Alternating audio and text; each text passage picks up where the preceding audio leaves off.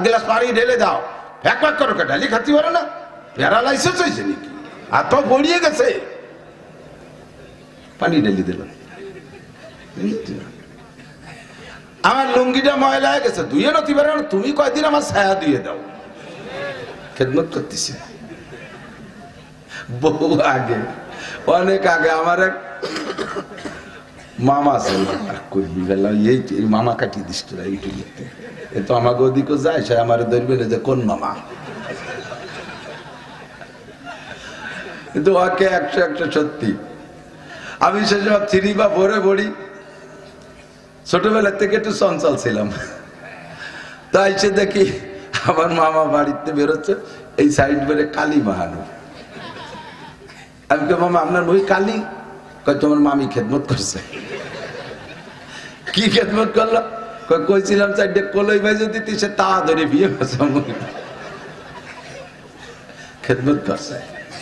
এই খেদমত যদি মেয়েতে দেখে, আর আপনি তো সম্মানী মানুষ, বৌরাতের মায়ের খাইও জাহের করেন না, যে এ যদি মানসি শুনে তাহলে সমাজে থাকা যাবে না, তাতে বউ আরো লাই পেয়ে যাবে, হ্যাঁ আমি বাহাদুর পাইছি কায়দা মতো, স্বামী একটা আয়দা বাল, এই আয়দা বাল যে নিয়ে উনার ঘর করতে সময়। আমরা তো পুরুষরা লজ্জায় যে সমাজের যে জাহের হয় তাহলে ইজ্জত থাকবে না, এই জন্য হজম করে নি কষ্ট করে থাকি, কিন্তু ওইটাকে উনি সুবিধে পেয়ে গেছে। মেয়েদেরকে মারা শিক্ষা দেবে, মেয়ে যদি দেখে যে মা এইগুলো করতেছে আমার আব্বার সাথে, আমার আব্বার সাথে এই খেদমত করে, তাহলে ওই মেয়েটা ওইটা শিখবে। আর যদি মেয়ে দেখে যে তার মা তার বাপের সাথে কি আচরণ করে, মা যদি তার বাপ যদি তার মারে কয় এক গ্লাস পানি ঢেলে দাও, ফ্যাক ফ্যাক করো, ডালি খাতে পারে না, প্যারালাইসিস হয়েছে নাকি, আর তো গড়িয়ে গেছে, পানি ঢেলে দিল। আমার লুঙ্গিটা ময়লা হয়ে গেছে, ধুয়ে নতি পারে না, তুমি কয়দিন আমার ছায়া দিয়ে দাও, খেদমত করতেছি। বহু আগে, অনেক আগে আমার এক মামা আছে, করবি গেলাম এই মামা কাটিয়ে দিস তোরা এইটু লিখতে, এ তো আমাকে ওদিকে যায়, সে আমার ধরবে না যে কোন মামা, কিন্তু ওকে 100 সত্যি। আমি সে সব 3 বা 4-এ পড়ি, ছোটবেলা থেকে একটু চঞ্চল ছিলাম, তাই সে দেখি আমার মামা বাড়িতে বেরোচ্ছে, এই সাইড বেড়ে কালী মাহানো।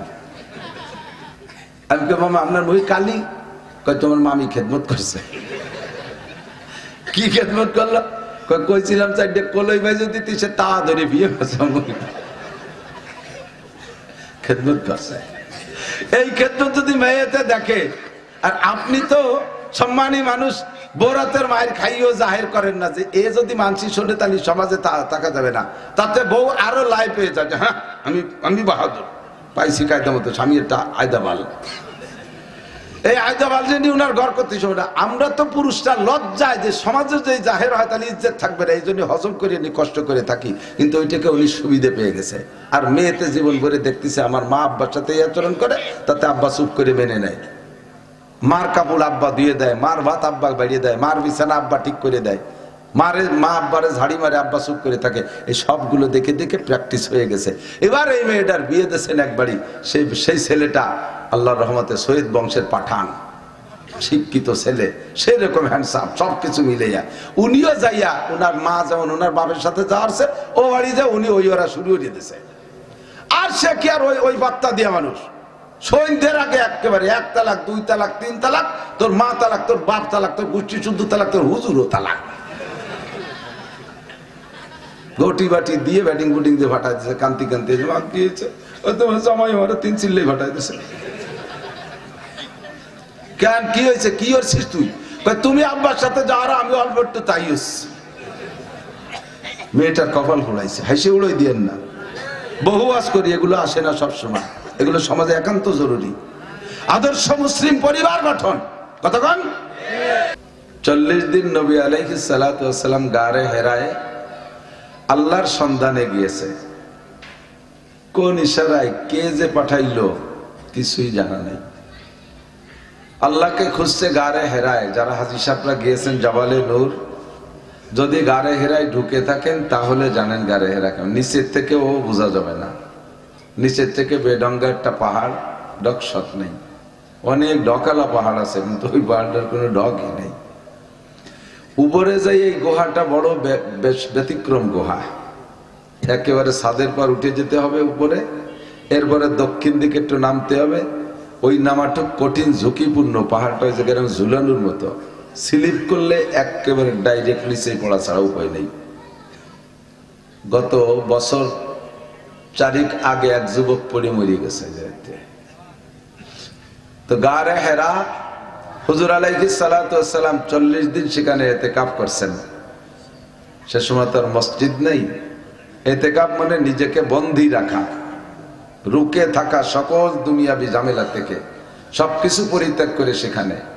খাদিজাতুল কুবরা রাদিয়াল্লাহু তাআলা আনহা মক্কা থেকে এই গারে হেরায়, এখন সমতলে 3 কিলোমিটার, আর সে সময় ছোট ছোট টিলা পাহাড় ছিল, ওগুলো টপকায় টপকায় যা লাগতো, তাতে পথ আরো বেশি হয়ে যেত। প্রতিদিন 2 বেলা, সকাল বিকাল 2 বেলা হুজুরকে সেখানে খানা দিয়ে আসতেন। আমার মাথায় ধরে না, এই 50 বছরে বুড়ো মানুষ, মহিলা মানুষ, ওই পাহাড়ে কোনো সিঁড়ি নাই। এখন তো কেটে কেটে সিঁড়ি করে দিয়ে, ইদানিং সরকার ভালো সিঁড়ি করে দিয়েছে, ধর্না টর্না আছে। আমি যে সময় উঠছি 13 সালে, সে সময় সিঁড়ি কোনো মতো ওই পাকিস্তানিরা কেটে কেটে একটু বানাই দিছে। বহুত ঝুঁকিপূর্ণ জায়গা। আর খাদিজা যখন উঠছেন হুজুরকে খানা খাওয়াইতে, হুজুর তো একবার উঠে যে বসে আছেন, আর খাদিজা একটানা 40 দিন সেখানে সকাল বিকেল খানা খাওয়াইছে। নবী আলাইহিস সালাতু ওয়াস সালাম যে রাত্রে নবুয়তি পেয়েছেন, ওই রাত্রে খাদিজা তো রাত্রে থাকতেন না হুজুরের কাছে, দিনের সন্ধ্যার আগে চলে আসতেন। হুজুর একাই রাত্রে থাকতেন, চতুর্দিক থেকে খালি পাহাড় আর পাহাড়। এখন নিচে কেটে যারা ওখানে থাকেন তারা জানেন, আপনাদের এলাকার মানুষ তো সৌদি থাকে অনেকে। শহরটার নাম হলো আজিজিয়া, এই পাহাড়ের নিচের শহরের নাম আজিজিয়া। তো সে সময় সবই পাহাড় ছিল, আর পাহাড়ের ভিতরে একা একজন মানুষ গভীর অন্ধকারে, রাতটা আবার হয় 21-এর রাত চাঁদের, অথবা 23 অথবা 25 বা 27 বা 29, যে কোনো একটা বেজোড় রাত হবে। জিবরিল আলাইহিস সালাম আয়েশা হুজুর আলাইহিস সালামকে নবুয়তি দান করলেন। লম্বা কিসসা, ওদিক যাব না। তো ওখান থেকে হুজুর নবুয়তি পাইছেন। জিবরিল আয়েশা সামনের পর বসেন, ফুল একটা পুরুষ, শক্তিশালী একটা পুরুষ, ফুল খুব সুন্দর সুঠাম বডির অধিকারী একজন জোয়ান পুরুষ সাইজে আয়েশা। পরিচয় দেই নাই, অন্ধকারের মধ্যেই বলে নাই যে আনা জিবরাইল জিতু মিনাল্লাহ, আমি জিবরাইল আল্লাহর পক্ষ থেকে আসছি আপনাকে নবুয়তি দেওয়ার জন্য। এই কথাগুলো আগে বলে নিলে তখন একটু সাহস হয় না। তা কিছু না বলে কা ইকরা, পড়েন। হুজুর কে মানা বিকারি, আমি তো লেখাপড়া জানি না। সুম্মা ক্বালা ইকরা, আবার কয় পড়েন। কামানা বিকারি, আমি তো পড়তে পারি না, বললাম না। আবার কয় ইকরা, কয় বললাম না পড়তে পারি না, আমি তো পড়তেই শিখি নাই, দুনিয়ার কের কাছে আমি অক্ষর মক্ষর শিখি নাই। ফাগাত্তা জিবরাইল মা সাদরিহি, হুজুর আলাইহিস সালামকে জিবরাইল ধরে বুকের সাথে একটা চাপ দিয়েছে। চাপটা এমন একটা কম্পিউটারে হিসাব করা পরিমাণ মতো চাপ, 2টা নরম কাদারে যদি মিশাইতে জন্য চাপ দেয়া লাগে, তাহলে চাপ 2টা মিশাই রাখবেন বিধায় যদি চাপ দেন, তাহলে কট্টুক একটা পরিমাণ মতো চাপ দিতে হবে না। হালকা সোয়া দিয়ে ছেড়ে দিলে 2 টুকরা আলাদা পড়ে যাবে, আবার জোরে চাপ দিলে ছেড়াই বেড়াই নষ্ট হয়ে যাবে, ঠিক না? তো কট্টুক জোরে চাপ দিলে হয়, ততটুক জোরে চাপ দিয়েছে। তাতেই হুজুর বলতেছেন, আমার মনে হচ্ছিল আমার এই বুকের হাড় ভাঙ্গে পিছনের মেরুদণ্ডের সাথে মিশে যাচ্ছে। একেবারে সহজে আরামসে লেখা কোরআন শরীফ পাইছি, তাই পড়ি না। আর এই কোরআন সংগ্রহ করতে নেয়ার জন্য রহমতে আলম নবী সাল্লাল্লাহু আলাইহি ওয়াসাল্লামের যেই পরিশ্রম করা লাগছে, যে কষ্ট করা লাগছে, প্রচন্ড শীতের মধ্যে যে সময় সব সাহাবাই কেরাম টিট করে কাঁপতেছে, গায়ে ল্যাপ কম্বল জড়াইয়া, তার মধ্যেও যদি জিবরাইল ওহী নিয়ে আসতো, হুজুর আলাইহিস সালাম একেবারে ঘামিয়ে তরবাতার হয়ে যেতেন। হযরত আলী রাদিয়াল্লাহু তাআলা আনহুর উপাধি শেরে খোদা, আল্লাহর বাগ। তার যুদ্ধের খবর কিসসা শুনেছেন। যুদ্ধের সময় ঢাল কাইটে গেছে, টুকরা টুকরা হয়ে গেছে, বিশাল একটা দরজা পাইছে, লোহার দরজা, ওইটাকে এক হাত দিয়ে থাবাই দিয়ে ধরে নিয়ে খেলনার মতো নাচাইছে আর যুদ্ধ করছে। মানুষটা খাটো। কুল্লু তাবিলিন আহমাকু ইল্লাল উমার আর কুল্লু তাবি কুসকাসিরিন আজাজু ইল্লাল আলী। বলা হয় সব লম্বা মানুষ বুকা হয়, লম্বা মানুষ লম্বা হলে একটু বুদ্ধি কমিয়ে যায়, ওই লম্বার কারণে বুদ্ধি ছড়াই বড়াই যায় মেলা জায়গা, এই জন্য এলোমেলো আইলু যাইলু কয়, আবালি আবালি কথা কয়। আর বাড়িয়ে মানুষ আলো মাটির তল দিয়ে বুদ্ধি চালায়। লম্বা মানুষ বোকায় শুধু ওমর ছাড়া, ওমর লম্বা হওয়ার বড় বোকা না। আর খাটো মানুষ শক্তিতে কমজোর হয়, বড় লম্বা মানুষের সাথে পারে না। কিন্তু আলী তার ব্যতিক্রম, এভাবে যুদ্ধ করেছেন। তো হযরত আলী রাদিয়াল্লাহু তাআলা আনহুর গায়ে যে শক্তি, এই ঢালটারে ওইভাবে নিয়ে দরজাটাকে ঢাল বানাই যুদ্ধ করছে। পরে ঢালটা যুদ্ধের পরে যখন ছেড়ে দিয়েছে, এই ঢালটারে উঁচু করো, ৮০ জন সাহাবা বল নাকি তারে ধৈর্য উঁচু করতে পারে নাই। আলীর গায়ে কত ক্ষমতা আল্লাহ দিয়েছেন। আলী বলেন, হুজুর যখন মাঝে মাঝে আমার রানের উপরে মাথা দিয়ে শুইতেন, তো ঘুমাই রয়েছে বা শুয়ে রয়েছে, আমার সাথে কথা বলতেছে রানের পর মাথা দিয়ে। হুজুরের মাথা আমার রানের পর আছে, আমার কাছে কিছুই মনে হতো না। গায়ের উপরে একটা মাছি পড়লে যেমন লাগে, রহমাতে আলম নবীর মাথাটা পুরো শরীর আমার কোলের মধ্যে থাকলে এরকম হালকা মনে হইতো। কিন্তু যখন ওহী আসতো ওই অবস্থায় আমার মনে হতো যেন আমার রানটা ভাঙ্গে মাটির নিচে ডেবে যাচ্ছে। তো একজনের রানের উপরে মাথা দিয়ে ওহী আসা অবস্থায় যদি তার ওই অবস্থায় এত বড় শক্তিশালী মানুষ, যার উপরে ওহী আসছে, তার কত কষ্ট। হুজুর আলাইহিস সালাতু ওয়াস সালাম ওহী নিয়ে ঘরে গেছেন, টের পান না। ইকরা বিসমি রাব্বিকাল্লাযী খলাক চাপ দিয়ে ছেড়ে দেওয়ার পরে বলছেন ইকরা পড়েন। তো বলার সাথে সাথে হুজুর পড়া শুরু করছে। শুনেছেন উলামা, কথা না বলি আপনার বসে কথা কান করা। ইকরা বিসমি রাব্বিকাল্লাযী খলাক খলাকাল ইনসানা মিন আলাক ইকরা ওয়া রাব্বুকাল আকরাম আল্লাযী আল্লামা বিল কলাম আল্লামাল ইনসানা মা লাম ইয়ালাম। পাঁচটা কথা গারে হেরা ওই জায়গায় রং দিয়ে লিখে রাখছে, এই পাঁচটা। ওখানে আপনি যদি যাইতে পারেন কোন সমাজ, পরবর্তীতে যারা হজে যাবেন, বুড়ো হয়ে গেলে হবে না কাম। আমাদের বাংলাদেশের রাজিরা তো যায় একেবারে সেই আগের কুরবানির গরুর মতো এরকম বুড়ো হওয়ার পরে নিচে এরকম দিয়ে একটা হাই সাইডে চলে আছে, সবাই মতো আসতে পারলাম না, উঠতে পারলাম না। ছোটরা এখন থেকে নিয়ত করো, শক্তি থাকতে যাবো ইনশাআল্লাহ, শক্তি থাকতে যাবো ইনশাআল্লাহ। ওই জায়গা যাইতে হবে। রোজার পরে গেছি, আমার ছোট দুই ছেলেরে নিয়ে গেছি।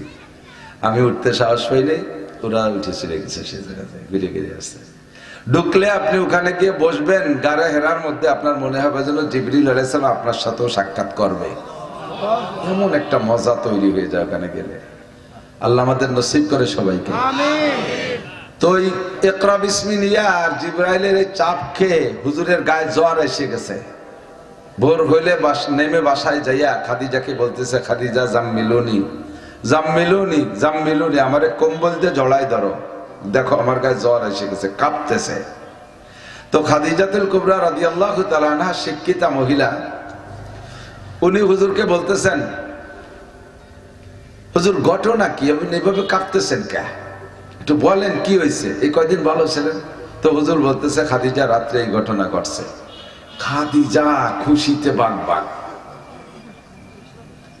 লাস্টে বলছে, হুজুর ওই লোকটা কি কিছু আপনারা শিখাইছে নাকি? কয়তো চাপ দিয়ে ছেড়ে দেওয়ার পরে আমি এই পড়া শিখে গেছি, ইকরা বিসমি রাব্বিকাল্লাযী খলাক। 5টা আয়াত শুনাই দিলে খাদিজা হুজুরকে বলতেছে, খুশিতে হেসেই দিয়েছে। এই হাসার পরে হুজুর অভিযোগও করছে, খাদিজা তুমি তো আমাকে অনেক ভালোবাসো, আমাকে তুমি জীবনে সব দিয়ে দিয়েছো, এত ভালোবাসো, আর আমি তোমার সবই খরচ করে ফেলছি, তবুও তুমি অভিযোগ করো নাই। আজকে আমার এত বড় বিপদ, আমার জিনে না ভূতে না কিসে এরকম চাপা দিল, আর তার সঙ্গে তুমি খুশিতে হাসতেছো। তুমি কি আমার সাথে ফিরে শত্রুতা শুরু করছো নাকি? তো খাদিজা কয়, হুজুর না, খুশির কারণ হলো আমি না হেসে পারছি না। খুশির কারণ হলো আপনাকে তো আমি ছোটবেলা থেকে দেখি, হুজুর আলো হুজুরের থেকে খাদিজা 15 বছরের বড়। তাহলে একজন মেয়ে 15 বছর বয়সে যদি তার সামনে একটা শিশু বাচ্চা হয়, তাহলে ওই বাচ্চাটা সব কিছু সম্পর্কে তার অভিজ্ঞতা থাকে না? তা আপনাকে তো দেখেছি, আপনার জন্ম সম্পর্কে আমি জানি, সেই থেকে দেখতেছি, দেখতে দেখতে আমার সামনেই আপনি বড় হলেন। আর ওই শিশুকাল দেখেছি, শৈশবকাল দেখেছি, যৌবনকাল দেখেছি। এরপরে আমার সাথে 25টা বছর ঘর সংসার, 15 বছর ঘর সংসার দেখলাম। এই সব কিছুর ভিতর দিয়ে আমি তাওরাত আর ইনজিলের ভিতরে আখেরি নবী মুহাম্মদুর রাসূলুল্লাহ সাল্লাল্লাহু আলাইহি ওয়াসাল্লামের নবুয়তের যে নিশানা আলামত, সবই আপনার ভিতরে একটা একটা করে আমি মিল করেছিলাম। আমার মনে বিশ্বাস ছিল যে যদি আখেরি নবী হয় তাহলে এই লোকটা হবে। আর কাহারো ভিতরে ইতিহাসও খুঁজে বিগত পাওয়া যায় না, বর্তমানও বিশ্বের ভিতরে কেউ আছে বলে আমার মনে হয় না। তো নবুয়তির যত গুণ শেষ নবীর সব আপনার মধ্যে দেখতেছিলাম, আর মনে মনে অপেক্ষা করতেছিলাম নিশ্চয়ই আমার স্বামী সেই আখেরি নবী হবে। কবে নবুয়তি পেয়ে আসবেন, কোথা থেকে পাবেন, সব আমি তৌরাতের মধ্যে পড়ছি। তো আমি আজকে 40 দিনের মাথায় আপনার ইতিকাফের 40 দিনের মাথায় অপেক্ষা করতেছিলাম, হয়তোবা আজকাল এনি টাইম যে কোনো সময় নবুয়তি পেয়ে আসবেন। কোনো ভয় নাই। যে লোকটা আপনার বুকের সাথে চাপা দিয়েছে, ভূত না, প্রেত না, দেবদানব কিছু না, ইন্নাহু জিবরিল আলাইহিস সালাতু ওয়াস সালাম, আল্লাহর কসম উনি জিবরাইল আলাইহিস সালাম। আল্লাহ পাক আপনাকে কোনো ভয় দেন নাই, আপনাকে আজকে নবুয়তি দিয়েছেন, আপনি টের পান নাই। হুজুর বুকের সাথে জড়িয়ে জড়িয়ে স্ত্রী সুলভ আনন্দ কি বলা হয় ভালোবাসা দিয়ে বললেন, আল্লাহ তুমি আমার খাদিজাকে জান্নাতের ভিতরে একেবারে প্রথম ঘরটা আমার খাদিজারে দিবা, এবং এই ঘরটা যেন অন্য কাহারো ঘরের সাথে মেলে না, একটা ব্যতিক্রম ঘর দিবা। আমার ঘরে খাদিজা না থাকলে আমি তো এই জিবরাইলের চাপে জ্বর হয়ে ভয়তে কাঁপতে কাঁপতে পড়ি মরিয়ে যেতাম, নাকি কওয়া যায় না। আমি যে নবুয়তি হয়েছি তাই তো আমি টের পাইনি, আমার খাদিজা আমারে বুঝাইতেছে। স্ত্রীতে এমনই হওয়া দরকার, ঠিক না? খুশি হইয়া হুজুর দোয়া করছে, সেই দোয়া কবুল হয়ে গেছে। আল্লাহ, আপনারা বাইরের থেকে যদি কোনো জয় ঝামেলা টায়ার বাজারে যে সর থাপড় কিলঘুষি খাইয়ে আসেন, বাড়ি এসে যদি এইভাবে মাইর খালি তার হাসতে হাসতে আসে না, কেউ মুখ টুক পোড়াই যাইছে। আপনার ঘরের স্ত্রী কেমন দেখে কি আইছে, বলে আরামারে চড়াইছে, হ্যাঁ তো পারো খালি মিটিকের সাথে দেশে আজকে ঠিক মতো দেশে সকালে আমারে দিয়ে গেছে, আল্লাহ তাই শোধ দেশে। এই হলো আমাকে ঘরের স্ত্রী সান্ত্বনা দিচ্ছে। আর বিটা মানুষ, পুরুষ মানুষ বাইরে বিটাকে সাথে না পারলেও বোর সাথে তো পারে, ধরে আবার হবে ইনশাআল্লাহ।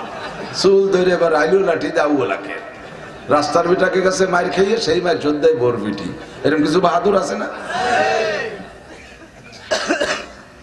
খাদিজা রাদিয়াল্লাহু তাআলা আনহা হুজুরকে সান্ত্বনা দিয়ে নবুয়তি পেয়েছেন, এই পরামর্শ দিলে হুজুর খুশি হয়ে গেছে। তারপরও খাদিজা তো মহিলা মানুষ, নিজের এলেম আর যোগ্যতা যা তাই দিয়ে হুজুরকে বুঝাইলেন। বাস্তব কিনা তৎকালীন খাদিজা রাদিয়াল্লাহু তাআলা আনহার চাচা ওরাকা ইবনে নওফেল, উনি ইহুদির বড় আলেম ছিলেন, বহুত বড় আলেম ছিলেন, উনিও এলেমওয়ালা ছিলেন। তো হুজুরকে নিয়ে ওরাকা ইবনে নওফেলের কাছে যে খাদিজা বলতেছেন, চাচাজান আমার স্বামী মুহাম্মদ আজকে এই ঘটনা ঘটছে, তাতে আপনার কি মনে হয়? তো ওরাকা ইবনে নওফেল এক বাক্যে বললেন, বাবা আমিও তোমার সবকিছু দেখে অপেক্ষা করতেছিলাম, তুমি হবা শেষ নবী, কোনো ভয় নাই। লা তাহজান ওয়ালা তাখাফ ইন্নাকা মুহাম্মাদুর রাসূলুল্লাহ সাল্লাল্লাহু আলাইহি ওয়াসাল্লাম, তুমি অবশ্যই মুহাম্মদ আখেরি রাসূল। আমার হায়াত নাই, আমার তোমার সময় এমন সময় তুমি নবুয়তি পেয়েছো বাবা, আমি তোমার কোনো উপকার করতে পারবো না, তবে তুমি নিশ্চিত থাকো, এটা তোমাকে বলে গেলাম, তুমি নবী হয়ে গেছো, তুমি শেষ নবী। আমি যদি বেঁচে থাকতাম, তাহলে যদি বেঁচে থাকি তাহলে তোমার সাথে এই ধর্ম নিয়ে আমি লড়তে থাকবো, তোমার পক্ষে আমি থাকবো। একদিন পরে ওরাকা ইবনে নওফেল মারা গেছে, 1-2 দিন পরে হুজুর যে খাদিজার জন্য দোয়া করছে, এই দোয়াটাও কবুল হয়ে গেছে, কোন সুবহানাল্লাহ। নবী আলাইহিস সালাম মেরাজের রাতে যখন জান্নাতে গেছে, মেরাজে গেছে, তো আল্লাহ পাক বললেন জান্নাত দেখে যান। জান্নাত দেখে কোন জায়গায় লোকমা থাকলে যদি আপনার অপছন্দ হয় যে এই জায়গায় জান্নাত ভালো সাজানো হয়নি, বলবেন যেভাবে আবার সাজানো হবে, সেই জন্য জান্নাত দেখে যান। জান্নাতের মধ্যে আল্লাহ এমন কোন কম রাখে নাই যে জায়গা কেউ লুকমা দিতে পারবে, কথা কন। তারপরে নবী আলাইহিস সালামের সম্মানার্থে অনেক সময় এরকম কথা বলা লাগে আমাদেরও। আপনার বাড়ি আপনার মেয়ের শ্বশুর আইছে, ছেলের শ্বশুর আসলে খুব একটা যত্ন হয় না, মায়ের শ্বশুর আসলে যত্ন বেশি হয়। তো মেয়ের শ্বশুর আপনার বাড়ি আসছে, আপনি 10-12 প্রকারের মাছ খাওয়াইছেন, 5-6 প্রকারের গোশ, 16-18 প্রকারের পিঠিয়া, রসমালাই, দুধ মালাই, রাজভোগ, কাঁচাগোল্লা, পাকাগোল্লা, সব রকমারি দিয়ে লাস্টে বিয়ে খাওয়াতে 5-6 প্রকার থাকতে থালের মধ্যে বমি দিতেছে। বিদায় সময় আপনি কি কন? বিদায় দেন যখন সে সময় বিয়ে কি বলেন? বিয়ে আমি ছিলাম না, বাড়ি ঢাকা ছিলাম, আসার পথে যা পাইছি তাই আনছি। আপনার বিয়ে মহিলা মানুষ তেমন জোগাড় গোসার করতে পারেনি, আর একটা দিন আসবেন একটু পরান বেড়ে খাওয়াবো।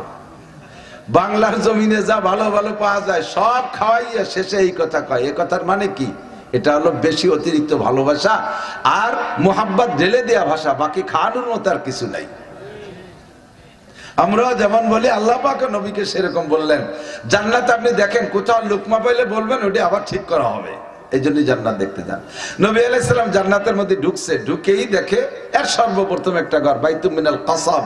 হাদিসে আসছে দেখবেন বাইতুম মিনাল কাসাব, বাঁশের ঘর। কাসাব মানে বাঁশ, বাঁশ দিয়ে বানানো একটা ঘর, যথেষ্ট কারুকার্যপূর্ণ। তো হুজুর জিবরাইলকে বলতে, শাহজা ইয়া জিবরাইল এটা কি? কাহাজা বাইতুম মিনাল জান্নাহ, এটা তো জান্নাতের একটা ঘর। লিমান হাজা, এটা কার? গেটে লেখা আছে দেখেন তো, গেটে লেখা রয়েছে লি খাদিজাতিক, আপনার খাদিজার ঘর। ফেরেশতারা ওই মুহূর্তে সাইনবোর্ড বানাই দিয়েছে লি খাদিজাতিক। সাইনবোর্ড বানাতে তো সময় লাগে না, হ্যাঁ? এই যে দেন না পদ্মা সেতুর ওই পাশে 5ই আগস্টের আগে সেতুর গায়ে এক নাম, পরের দিন যে আর এক নাম। এই যে রাতারাতিরা কিভাবে বানাই ফেলে এত তাড়াতাড়ি সাইনবোর্ড? এই ভোরতে টোল ব্রিজ নাম পাল্টে গেছে না? তো মানুষে যদি এত তাড়াতাড়ি পারে, ফেরেশতারা তার চেয়ে তাড়াতাড়ি পারে না? নাম পাল্টে নাম দিয়ে ফেলেছে, সাইনবোর্ড লিয়ে ফেলেছে লি খাদিজাতিক, এটা আপনার খাদিজার ঘর। হুজুরের তখন আবু বকরের সাথে এমন ভালোবাসার প্রেম হয়ে গেছে, হুজুরের মনের তামান্না যে প্রথম ঘরটা আমি দেখবো জান্নাতের মধ্যে আবু বকরের ঘর। খাদিজার কথা হুজুরের মনে নাই, হুজুরের মনের চাহিদা যে জান্নাতের ভিতরে প্রথম ঘরটা দেখবো আবু বকরের ঘর। কিন্তু ঢুকে দেখে যে এই ঘরটা, ওই ঘরটা খাদিজার। হুজুর বললেন, জিবরাইল প্রথম ঘর খাদিজার কেন? সে তো মহিলা মানুষ, একটা বিটা মানুষের ঘর, পুরুষ মানুষের ঘর প্রথম হইলে কেমন হইতো? কয় হুজুর প্রথম ঘরটা খাদিজার হওয়ার দুইটা কারণ। একটা কারণ হলো আপনি নবুয়তি পেয়ে বাসায় যাওয়ার পরে সর্বপ্রথম আপনার নবুয়তিকে স্বীকৃতি দিয়েছে খাদিজা। তখন আবু বকর জানে না যে আপনি নবী হয়ে আসছেন, আপনাকে সর্বপ্রথম স্বীকৃতি দিয়েছে আপনার খাদিজা। এই জন্য জান্নাতের মধ্যে প্রথম ঘর খাদিজাই পাবে। 2 নম্বরে আপনাকে সান্ত্বনা দিয়েছিল যখন খাদিজা, তখন আপনিও দোয়া করেছিলেন, আল্লাহ জান্নাতের মধ্যে একটা ব্যতিক্রম ঘর আমার খাদিজারে দিও। আল্লাহ জান্নাতের মধ্যে যত ঘর বানাইছে লাবিনাতুম মিন ফিদ্দা লাবিনাতুম মিন যাহাব, একটা ইট স্বর্ণের আর একটা ইট রূপা দিয়ে বিল্ডিং বানানো জান্নাতের। আর এই ঘরটাকে ব্যতিক্রম বানাইতে বলছেন বিদায় আল্লাহ জান্নাতের মধ্যে বাঁশ দিয়ে বানাইছে ঘর। হুজুর বললেন, তোমার জবাব সহি আছে, তবে ঘরের মধ্যে কি আমি যাই দেখতে পারবো? সে তো আমার স্ত্রী, খাদিজা আমার স্ত্রী, আমি কি আমার খাদিজার ঘর দেখতে পারবো? ভিতরে ঢুকে হ্যাঁ পারবেন। আল্লাহর নবী ভিতরে ঢুকে দেখে এসে পরবর্তীতে বলতেছেন, মালা আইনুন রাআত ওয়ালা উযুনুন সামিআত ওয়ালা খাতারা আলা কলবি বাশার। আমি আমার খাদিজার জন্য যেই ঘরটা দোয়া করে আল্লাহকে তৈরি করাইছি, ওই রকম ঘর কেউ শোনো নাই, দেখো নাই, কল্পনাও করতে পারবা না। ও আমার ভাই বন্ধুরা, খাদিজা জান্নাতের মধ্যে এই ব্যতিক্রম ঘর পেয়েছে বাপের দোয়ায় না স্বামীর দোয়ায়? জোর হলো না? স্বামীর দোয়ায়, ঠিক না? আর একটা বলে নেই, মা যেমন হয় মেয়েও তেমন হয়, মায়ের কাছ থেকে মেয়ে শিক্ষা পায়, ঠিক না? আপনার মা আপনার স্ত্রী আপনার সাথে যেমন আচরণ করে, আপনার বাড়ি থেকে আপনার মেয়েটা আপনার স্ত্রীর এই আচরণ গুলো দেখে, সে মেয়েটা দেখে আমার মা আমার আব্বার সাথে কি করে। আমার আব্বার জুতো সোজা করে দেয়, আমার আব্বার ওজুর পানি গরম করে দেয়, শুক্রবার আসলে কমপক্ষে সপ্তাহে একদিন শীতকালে গরম পানি দিয়ে সাবান দিয়ে আমার মা আমার আব্বাকে ডলে মলে গোসল করাইয়া দেয়। আমার মা নিজ হাতে ভাত মাখাই আমার আব্বার মুখে উঠে খানা খাওয়ায়। একটা ওক্তের খাবার আমার মা আব্বা খাওয়ার আগে খায় না। এদিক খেয়াল রাখবেন, কথা এসে গেলে বলে যা লাগে। ঘরে খাবার রান্না হয়ে গেলে, ঘরে খাবার রান্না হয়ে গেলে এই রান্না খাবার যে কেউ আগে পরে খাইতে পারে, এর মধ্যে কোনো সমস্যা নাই। যে কেউ আগে পরে খাইতে পারে, পুরুষরা আগে খাইতে পারে, মহিলারা আগে খাইতে পারে। পুরুষরা বাইরে বাইরে রয়েছে, কাজে বাইরে রয়েছে, মহিলারা বাড়ি রয়েছে। পুরুষরা কখন আসবে তার ঠিক নাই, তার কারণে মহিলারা না খেয়ে কষ্ট করবে তা না, কিন্তু খেয়ে নিতে পারবে। তবে ঘরের ভিতরে বরকত আনার জন্য শর্ত হলো উপরের খানাটা এক পাশ করে পুরুষদের জন্য, মুরব্বী পুরুষদের জন্য রেখে দেওয়া। এক পাশ দিয়ে পুরুষদের জন্য খানা রেখে দিয়ে, আলাদা করে রেখে দিয়ে তারপরে মহিলারা খান। আর হাড়ির আগ বাদ খেয়ে ফেললি বরকত কমে যায়।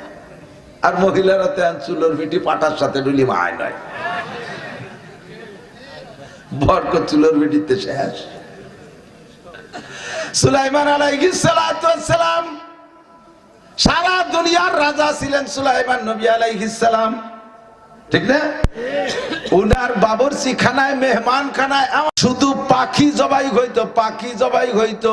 এই পাখির পর পাখনা হইতো তৎকালীন শক্তিশালী যুবকদের 80 বোঝা। প্রতিদিন পাখির পর পাখনা হইতো 80 বোঝা। তাহলে গোশত কত? এইটা উনার মেহমান খানায় এই খানা রান্না হতো আর খাইতো। কিন্তু উনি জীবনেও কোনোদিন সেখান থেকে এক লোকমা খানা খাইতেন না। অফিস কইরা, রাষ্ট্র পরিচালনার অফিস কইরা প্রত্যেক রাত্রের খানাটা বসায় খাইতেন। ওনার অনেক স্ত্রী ছিল, যে স্ত্রীর ঘরে যে রাত্রে খানা খাইতেন, ওই স্ত্রী উনি আসার আগে রাতের খানা খাইতেন না। একদা উনি লম্বা সফর কইরা বাসায় গিয়েছে রাতের বেলায়। বাসায় যাওয়ার পরে ওনার অভ্যাস রাত্রে 2 খান রুটি খায়। যে স্ত্রীর ঘরে থাকে সেই স্ত্রী 4 খান রুটি বানায়, 2 খান নিজে খায় আর 2 খান সুলাইমান নবী স্বামীর জন্য রেখে, স্বামীর জন্য তৈরি করে। 4টে রুটি বানায়া বসে আছে মহিলা। স্বামী গিয়েছে ঘরে, এবার খাবার ইন্তজাম, দস্তরখানা বিছাইয়া উনার নিয়ম মতো স্ত্রীতে ওনার সামনে 2 খান রুটি দেছে। সুলাইমান আলাইহিস সালাম 2 খান রুটি খাইয়া, 2 খান রুটি খাই এবার হাত ধোয় না, প্লেট ছাড়তেছে, আঙ্গুল ছাড়তেছে, হাত ধোয় না, পানিতে হাতে পানি দেয় না। স্ত্রীরে কয়ও না যে আর কোন রুটি আছে নাকি, আর খাবার আছে নাকি। স্ত্রী বলতেছেন, ওগো আমার স্বামী, হয়তো বা আপনার ক্ষুধা মেটে না, আর কি রুটি এনে দেব। উনি চুপ করে রয়েছে, কয় না কথা। স্ত্রী টের পাইয়া যায় ঘরের থেকে আর 1 খান রুটি এনে ওনার প্লেটের পর দিছে। জিজ্ঞেস করছে, ঘরে আর রুটি কয়খান আছে? কয় আর 1 খান। কয় এইখান কার? কয় এটা আমার রুটি ছিল, আর কাহারও জন্য না, আমার রুটি আপনি খাইতে পারেন, কোনো সমস্যা নেই, এটা হালাল রুটি। স্ত্রী সুন্দর করে ওয়াজ করে বুঝাই দিচ্ছে যাতে স্বামীতে খায়। সুলাইমান আলাইহিস সালাম জিহ্বাটারে টাইনে ধইরা নিজে হাত দিয়ে পিটাইতেছে, ও জিহ্বা, আজকে তুমি আর একজনের 1 খান রুটি খাইবা। ওই মহিলার তো রাত্রে 2 খান রুটির চাহিদা রয়ে গেছে। তুমি যদি 1 খান খাইয়ে ফেলো, ওর 1 রুটিতে পেট ভরবে না, তোমার পেট ভরবে আর সে পেট ভরবে না, এমন করে রাত কাটাইবা। জিহ্বে তোরে জনমের মতো খাওয়াই দেব। এই বলে জিহ্বের উনি হাত দিয়ে পিটাইতেছে টাইনে ধইরা। স্ত্রী লজ্জায় বলে, স্বামী আমার 1 রুটিতে হবে। কয় না, তা হবে না, 1 রুটিতে হইলে কেন, তোমার জন্য 2 খান বানাইলা। 2টা বিষয় শিখার জন্য, 2 দিকে 2টা কথা শিক্ষণীয়। দিকটা কান, আমরা ঘরে ভালো খানা তৈরি হইলে, ঘরে ভালো খানা তৈরি হইলে, ভালো গোশ মাছ হইলে, মুরগি টুরগি জবাই দিলি, মুরব্বী যারা এমনি মহিলারা তাদেরকে একটু দেখে শুনে দেয়। তার বড় বসে বসে, এ কইল যে কো, হরান কো, মাটিয়ে কো, গিলে ওই নেই মুরগিতি, সব মাটিয়ে ভরান গিলিয়ে কইল যে ডেলি ডেলি তুমি খেয়ে ফেলাও। ওই মিটি তো জীবনও কোনো জায়গায় দাওয়াত খাতি যায় না, তার কি একটু ভরানে চায় না? নিজে চাইছে চুলিয়ে খেয়ে ফেলাই দিবা। আমরা পুরুষরা বাহিরে দাওয়াত খাই, বিভিন্ন জায়গা খাই, মহিলারা এত দাওয়াত খাইতে পারে না। কতক্ষণ কাজেই বাড়ি ভালো রান্না হলে তাদেরকে নিজে হাতে করে তারে জোর করে করে খাওয়াবেন। এটা তুমি খাও, এটা তুমি খাও, এটা তুমি খাও, পরাণ করে তারে খাওয়াবেন। আপনি তার এক জায়গাতে দাওয়াত খাবেন, একেবারে হাঁসের মতো গলা সমান। খেয়াল রাখতে হবে, এটা হলো আমাদের খেয়াল। সুলাইমান নবীর থেকে এই শিক্ষা আমরা পুরুষরা নেব। আর মহিলারা শিক্ষা নেবে কি? আরে আমি যদি আগে সব বেশি বেশি খেয়ে ফেলাই, আমার স্বামী আজকে কি পরিমাণ ক্ষুধা নিয়ে আসতেছে জানি না। আমার স্বামী যার জন্য যা রাখছি তাতে যদি তার পেট না ভরে, তাহলে তার কষ্ট হবে। কাজেই স্ত্রীরা ধৈর্যের সাথে একটু পরে খাবেন, স্বামীদেরকে আগে খাওয়াইয়া পরে আপনারা খাবেন। সবচেয়ে সুন্দর হলো 2 জনে 1 প্লেটে বসবেন। 2 জনে 1 প্লেটে যদি খানা খান, মরণকাল পর্যন্ত স্বামী স্ত্রী গ্যাঞ্জাম হবে না। এদিক দুইজনের ভিতরে সম্পর্ক ভালো রাখার জন্য মেয়ের বুড়ো কাল মরা কাল পর্যন্ত সবকিছু শেষ হয়ে গেছে, তারপরে দুইজন বসে বসে একজনের দিকে আর একজনের তাকায়, চামড়া চুড়ো ঝুলিয়ে গেছে, মিটমিটে হাসে। এই হাসি চুপ ঠিক রাখতে এলি এক প্লেটে খাবেন বুড়ো বুড়ি দুইজন। কিডা কি করলো ও শোনার দরকার নাই, আপনার দুইজন যখন প্লেটে বসবেন পোলা পান্ডাকে দেও, বুড়োকে কুয়োরা দেও, আল্লাহ কমতিছে না, বুড়ো বয়সে নুস নষ্ট হয়নি, মেলা তা কবে কয় কজ্ঞ। দুইজনে এক প্লেটে খাইলে ভালোবাসা বাড়ার কারণ আমি প্রমাণ দেখাই, একেবারে ডাইরেক্ট দিক থাকেন। তবলিগি গেছেন, তবলিগি চিল্লাই গেছেন, চিল্লে থেকে আইসা কাকড়াইল আইসা কারগুজারি শুনানোর পরে বিদায় নেওয়ার সময় 12 বুড়ির 12 জন, ফরিদপুর, শরীয়তপুর, মাদারীপুর, দিনাজপুর, রংপুর, আরো যত পুর আছে, 12 বুড়ির 12 জন এক জামাতে যে তবলিগ করে আইসা কাকড়াইল কারগুজারি শোনার পরে যখন বাড়ি আসেন, তখন কেমন যেন ভাই মরা শোকের মতো গলা জড়াই ধরে কান্দে, কান্দে না? কে এই কয়দিনই এত বিরিত লুকিয়ে রে? বাড়ির পাশে কত ভাই বিরাদার, তাকে সাথে তো এরকম পিরিত না, যার সময় তো তাকে গলা জড়া ধরে কান্দো নেই, ওয়াইন তো ভিড়ে আসার সময় ওইগুলো দিয়ে গলা জড়া ধরে কান্দো কে? যে সেই জায়গা পিরিত আইটি গেছিল অন্য কারণে। সেই 40 দিন এক প্লেটে ভাত খাইছে, এক প্লেটে ভাত খাওয়ার সময় অন্য সময় মানে শুকনো শুকনো তরকারিতে যাওয়াই হয়, লাস্টে ডাল ঢেলি দেয় না, ডাল ঢেলি দিচ্ছে, ডাল ঢেলি দেওয়ার পরে ডাল দিয়ে ভাদ্য মাহাই নিয়েছে, খাচ্ছে, মাঝে মাঝে আঙ্গুল চাপতেছে, আবার 4টা আঙ্গুল ডালির মধ্যে দিচ্ছে, 4 জনে। তো কি এইভাবে যদি ডালি শেষ পর্যন্ত শুরুতে শেষ পর্যন্ত 4টা আঙ্গুল ডালির মধ্যে ভিজে, লাস্টে ডাল থাকে না, নাল হয়ে যায়, লালা লালা হয়ে যায় না, এর হাত দিলে বিজলি বিজলি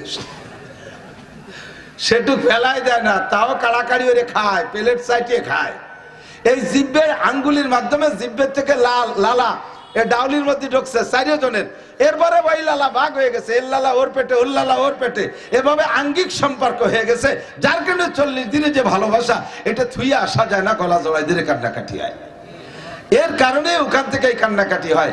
সেম আপনি স্বামী স্ত্রী দুইজন যদি স্থায়ী সম্পর্ক করতে চান, কমপক্ষে দৈনন্দিন তো কমপক্ষে ডেলি 3 ওয়াক্তের একটা খানা, একটা ওয়াক্তের খানা দুইজনে নরম খানা এক প্লেটে খাবেন, বারবার আঙ্গুল চাটবেন, আপনার জিব্বের নাল ওই ভাতের মধ্যে দিয়ে আপনার বোর পেটে, বোর জিব্বের লালা ভাতের মধ্যে দিয়ে আপনার পেটে চলে যাবে, আঙ্গিক সম্পর্ক হয়ে যাবে, মোহাব্বত বেড়ে যাবে।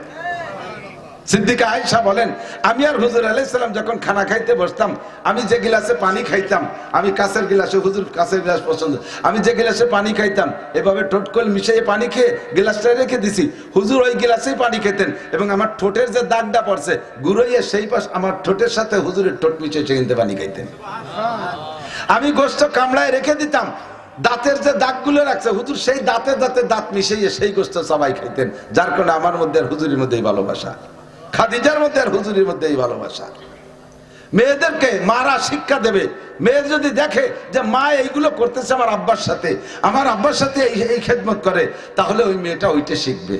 আর যদি মেয়ে দেখে যে তার মা তার বাপের সাথে কি আচরণ করে, মা যদি তার বাপ যদি তার মারে কয় এক গ্লাস পানি ঢেলে দাও, ফ্যাক ফ্যাক করো, ঢালি খাতি পারে না, প্যারালাইসিস হয়েছে নাকি, আর তো গড়িয়ে গেছে, পানি ঢেলে দিল, আমার লুঙ্গিটা ময়লা হয়ে গেছে, ধুয়ে নতি পারে, তুমি কয়দিন আমার ছায়া দিয়ে দাও, খেদমত করতেছে। বহু আগে, অনেক আগে আমার এক মামা ছিল, এই মামা কাটিয়ে দিস তোরা এইটুকু, এ তো আমাকে ওদিকে যায়, সে আমার ধরবে যে কোন মামা, কিন্তু ওকে 100 সত্যি। আমি সে সময় 3 বা 4 পড়ি, ছোটবেলা থেকে একটু চঞ্চল ছিলাম, তাই সে দেখি আমার মামা বাড়িতে বেরোচ্ছে, এই সাইড বেড়ে কালী মাহানো, আমি কে মামা আপনার ওই কালী, কয় তোমার মামি খেদমত করছে। কি খেদমত করলো? কইছিলাম 4টে কলই বাজে দিতে, সে তা ধরে বিয়ে করছে, খেদমত করছে। এই খেদমত যদি মেয়েতে দেখে, আর আপনি তো সম্মানী মানুষ, বৌরাতের মায়ের খাইও জাহের করেন না, যে এ যদি মানসি শোনে তাহলে সমাজে থাকা যাবে না, তাতে বউ আরো লাই পেয়ে যায়, হ্যাঁ আমি বাহাদুর পাইছি কায়দা মতো, স্বামী এটা আয়দা ভাল।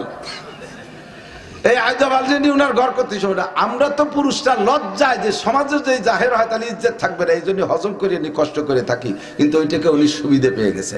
আর মেয়েতে জীবন ভরে দেখতেছে আমার মা আব্বার সাথে এই আচরণ করে, তাতে আব্বা চুপ করে মেনে নেয়।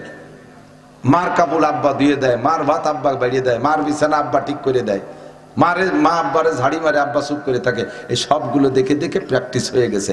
এবার এই মেয়েটার বিয়ে দিয়েছেন একবারই, সেই ছেলেটা আল্লাহর রহমতে শহীদ বংশের পাঠান, শিক্ষিত ছেলে, সেরকম হ্যান্ডসাম, সবকিছু মিলে যায়।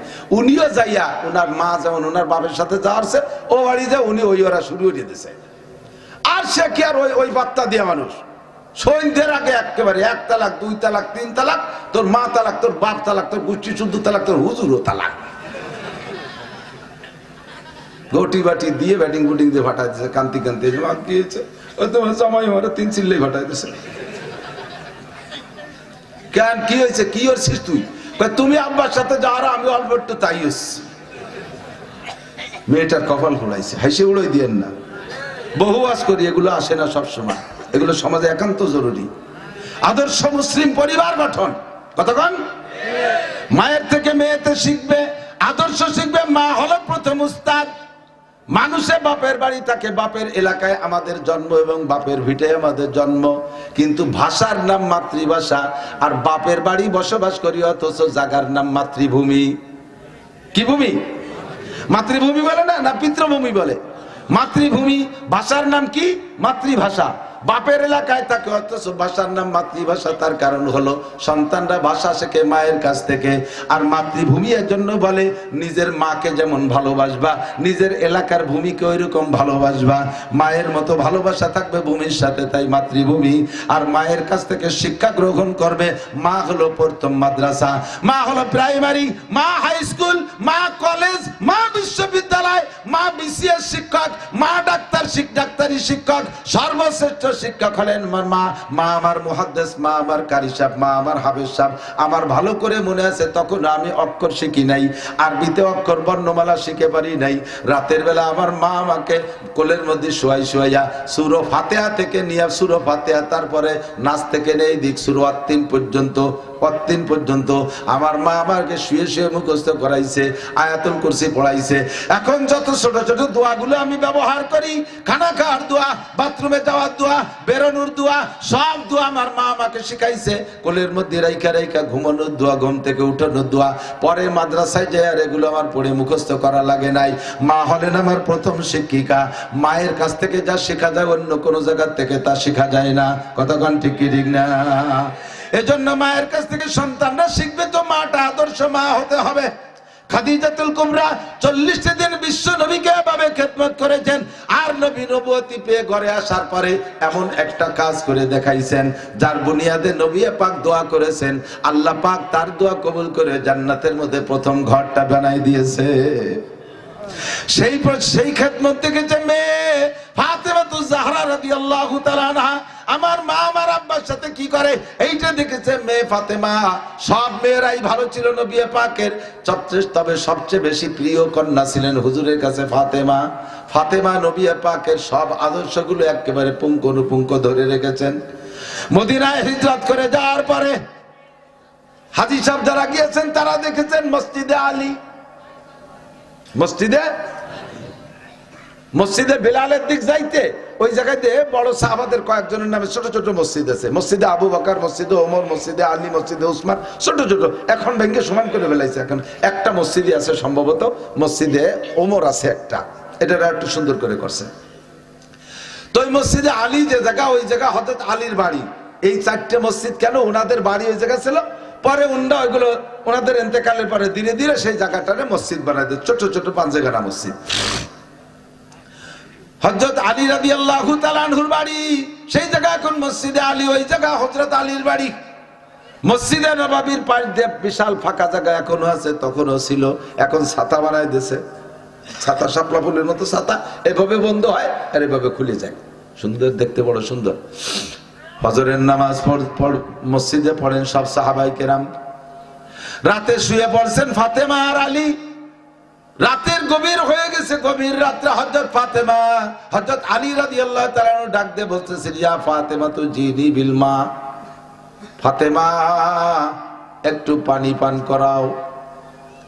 ফাতেমার কানে আওয়াজ যাওয়ার সঙ্গে সঙ্গে ফাতেমা উঠে গেছে, যাইয়ে দৌড়ে গিয়ে পানি নিয়ে আসছেন, ব্যস্ততার সাথে পানি আনছেন। তারপরে এসে দেখে স্বামী নাক ডেকে ঘুমোচ্ছে।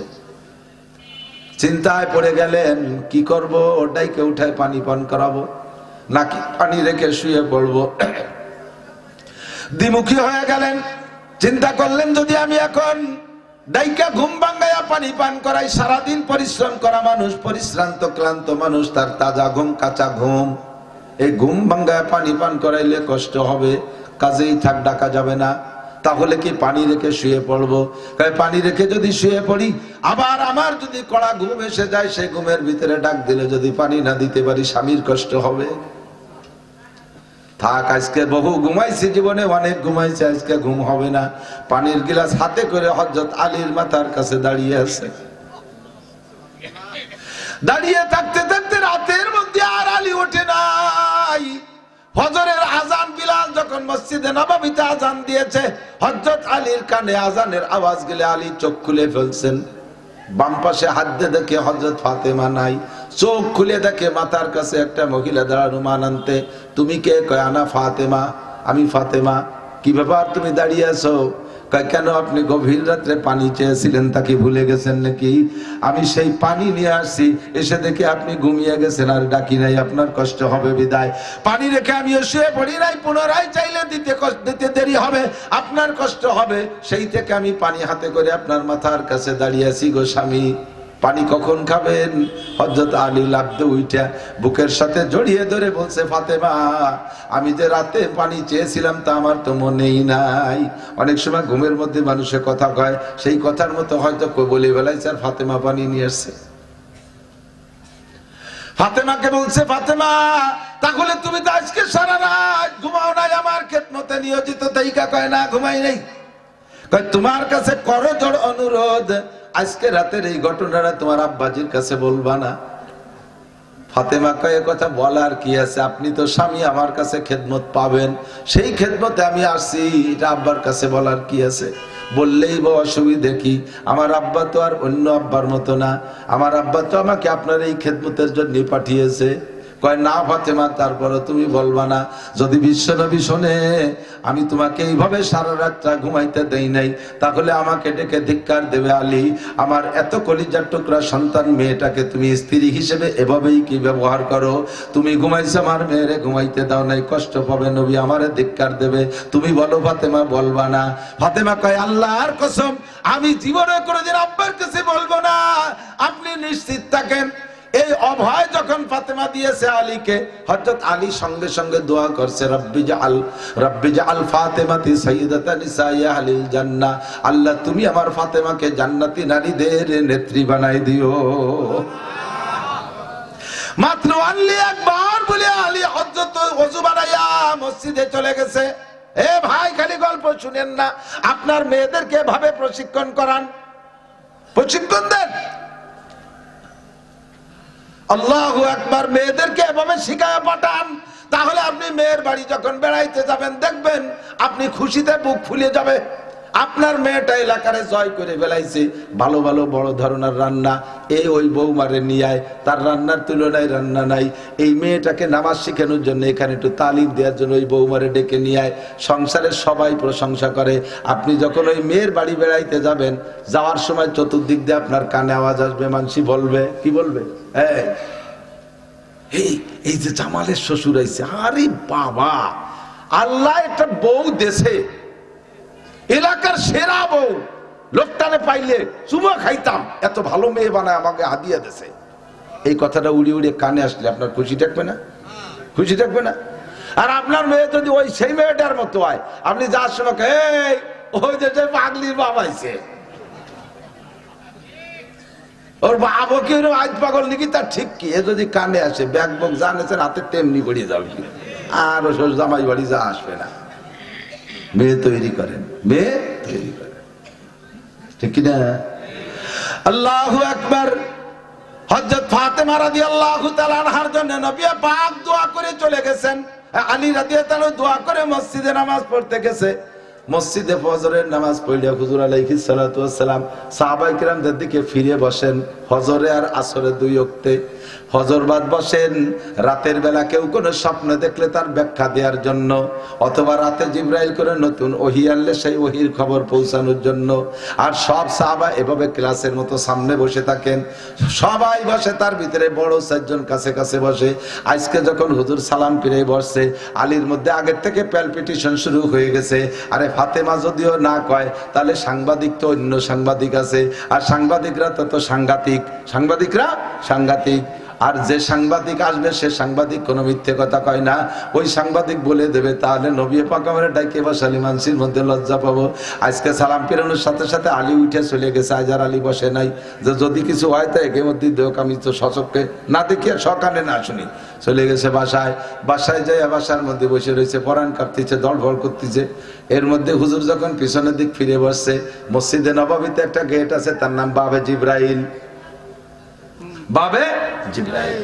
এইটার নাম ওই দিন থেকে হয়েছে বাবে জিব্রাইল হুজুর দরজার দিকে পিছনের দিকে ফিরে বসার সঙ্গে সঙ্গে দেখে ওই দরজায় জিব্রাইল দাঁড়ানো বলবেন না সুবহানাল্লাহ দরজায় দাঁড়াইয়া সালাম দিয়ে আসসালামু আলাইকুম ইয়া নবী আল্লাহ হাত দিয়ে ইশারা দিয়েছে হুজুর একটু উঠে আসবেন মানুষের মধ্যে কব না হুজুর জিব্রাইলকে দেখে কাঁপতে গেছে জিব্রাইল তুমি কত সময় আসো কিন্তু এইরকম সময় তো আগে পরে কোনোদিন আসো নাই আজকে কোনো সুসংবাদ না দুঃসংবাদ কি নিয়ে আইছো জিব্রাইল হাসি দিয়ে কয় হুজুর একটা সুসংবাদ আল্লাহ আমারে দিয়েছে আমার 24 ঘন্টার মধ্যে অনুমতি ছিল যে কোনো সময় আসলেই হইতো আমি আসরের দিকে আসতে পারতাম জোহরের সময় আসতে পারতাম কিন্তু খবরটা এত ভালো আমি আর দেরি করতে পারি না এই জন্যই এখনই চলে আসছি ঘটনা এখন ঘটে গেছে আর সাথে সাথে আমি চলে আসছি খবরটা আপনারা শুনতে পারলে আমার ভালো লাগবে বলো জিব্রাইল কি কয় আজকে রাতে আপনার মেয়ে ফাতেমা আর আলীর মধ্যে এই ঘটনা ঘটছে এরপরে ফাতেমা আলীর কাছে অঙ্গীকার করছে এইভাবে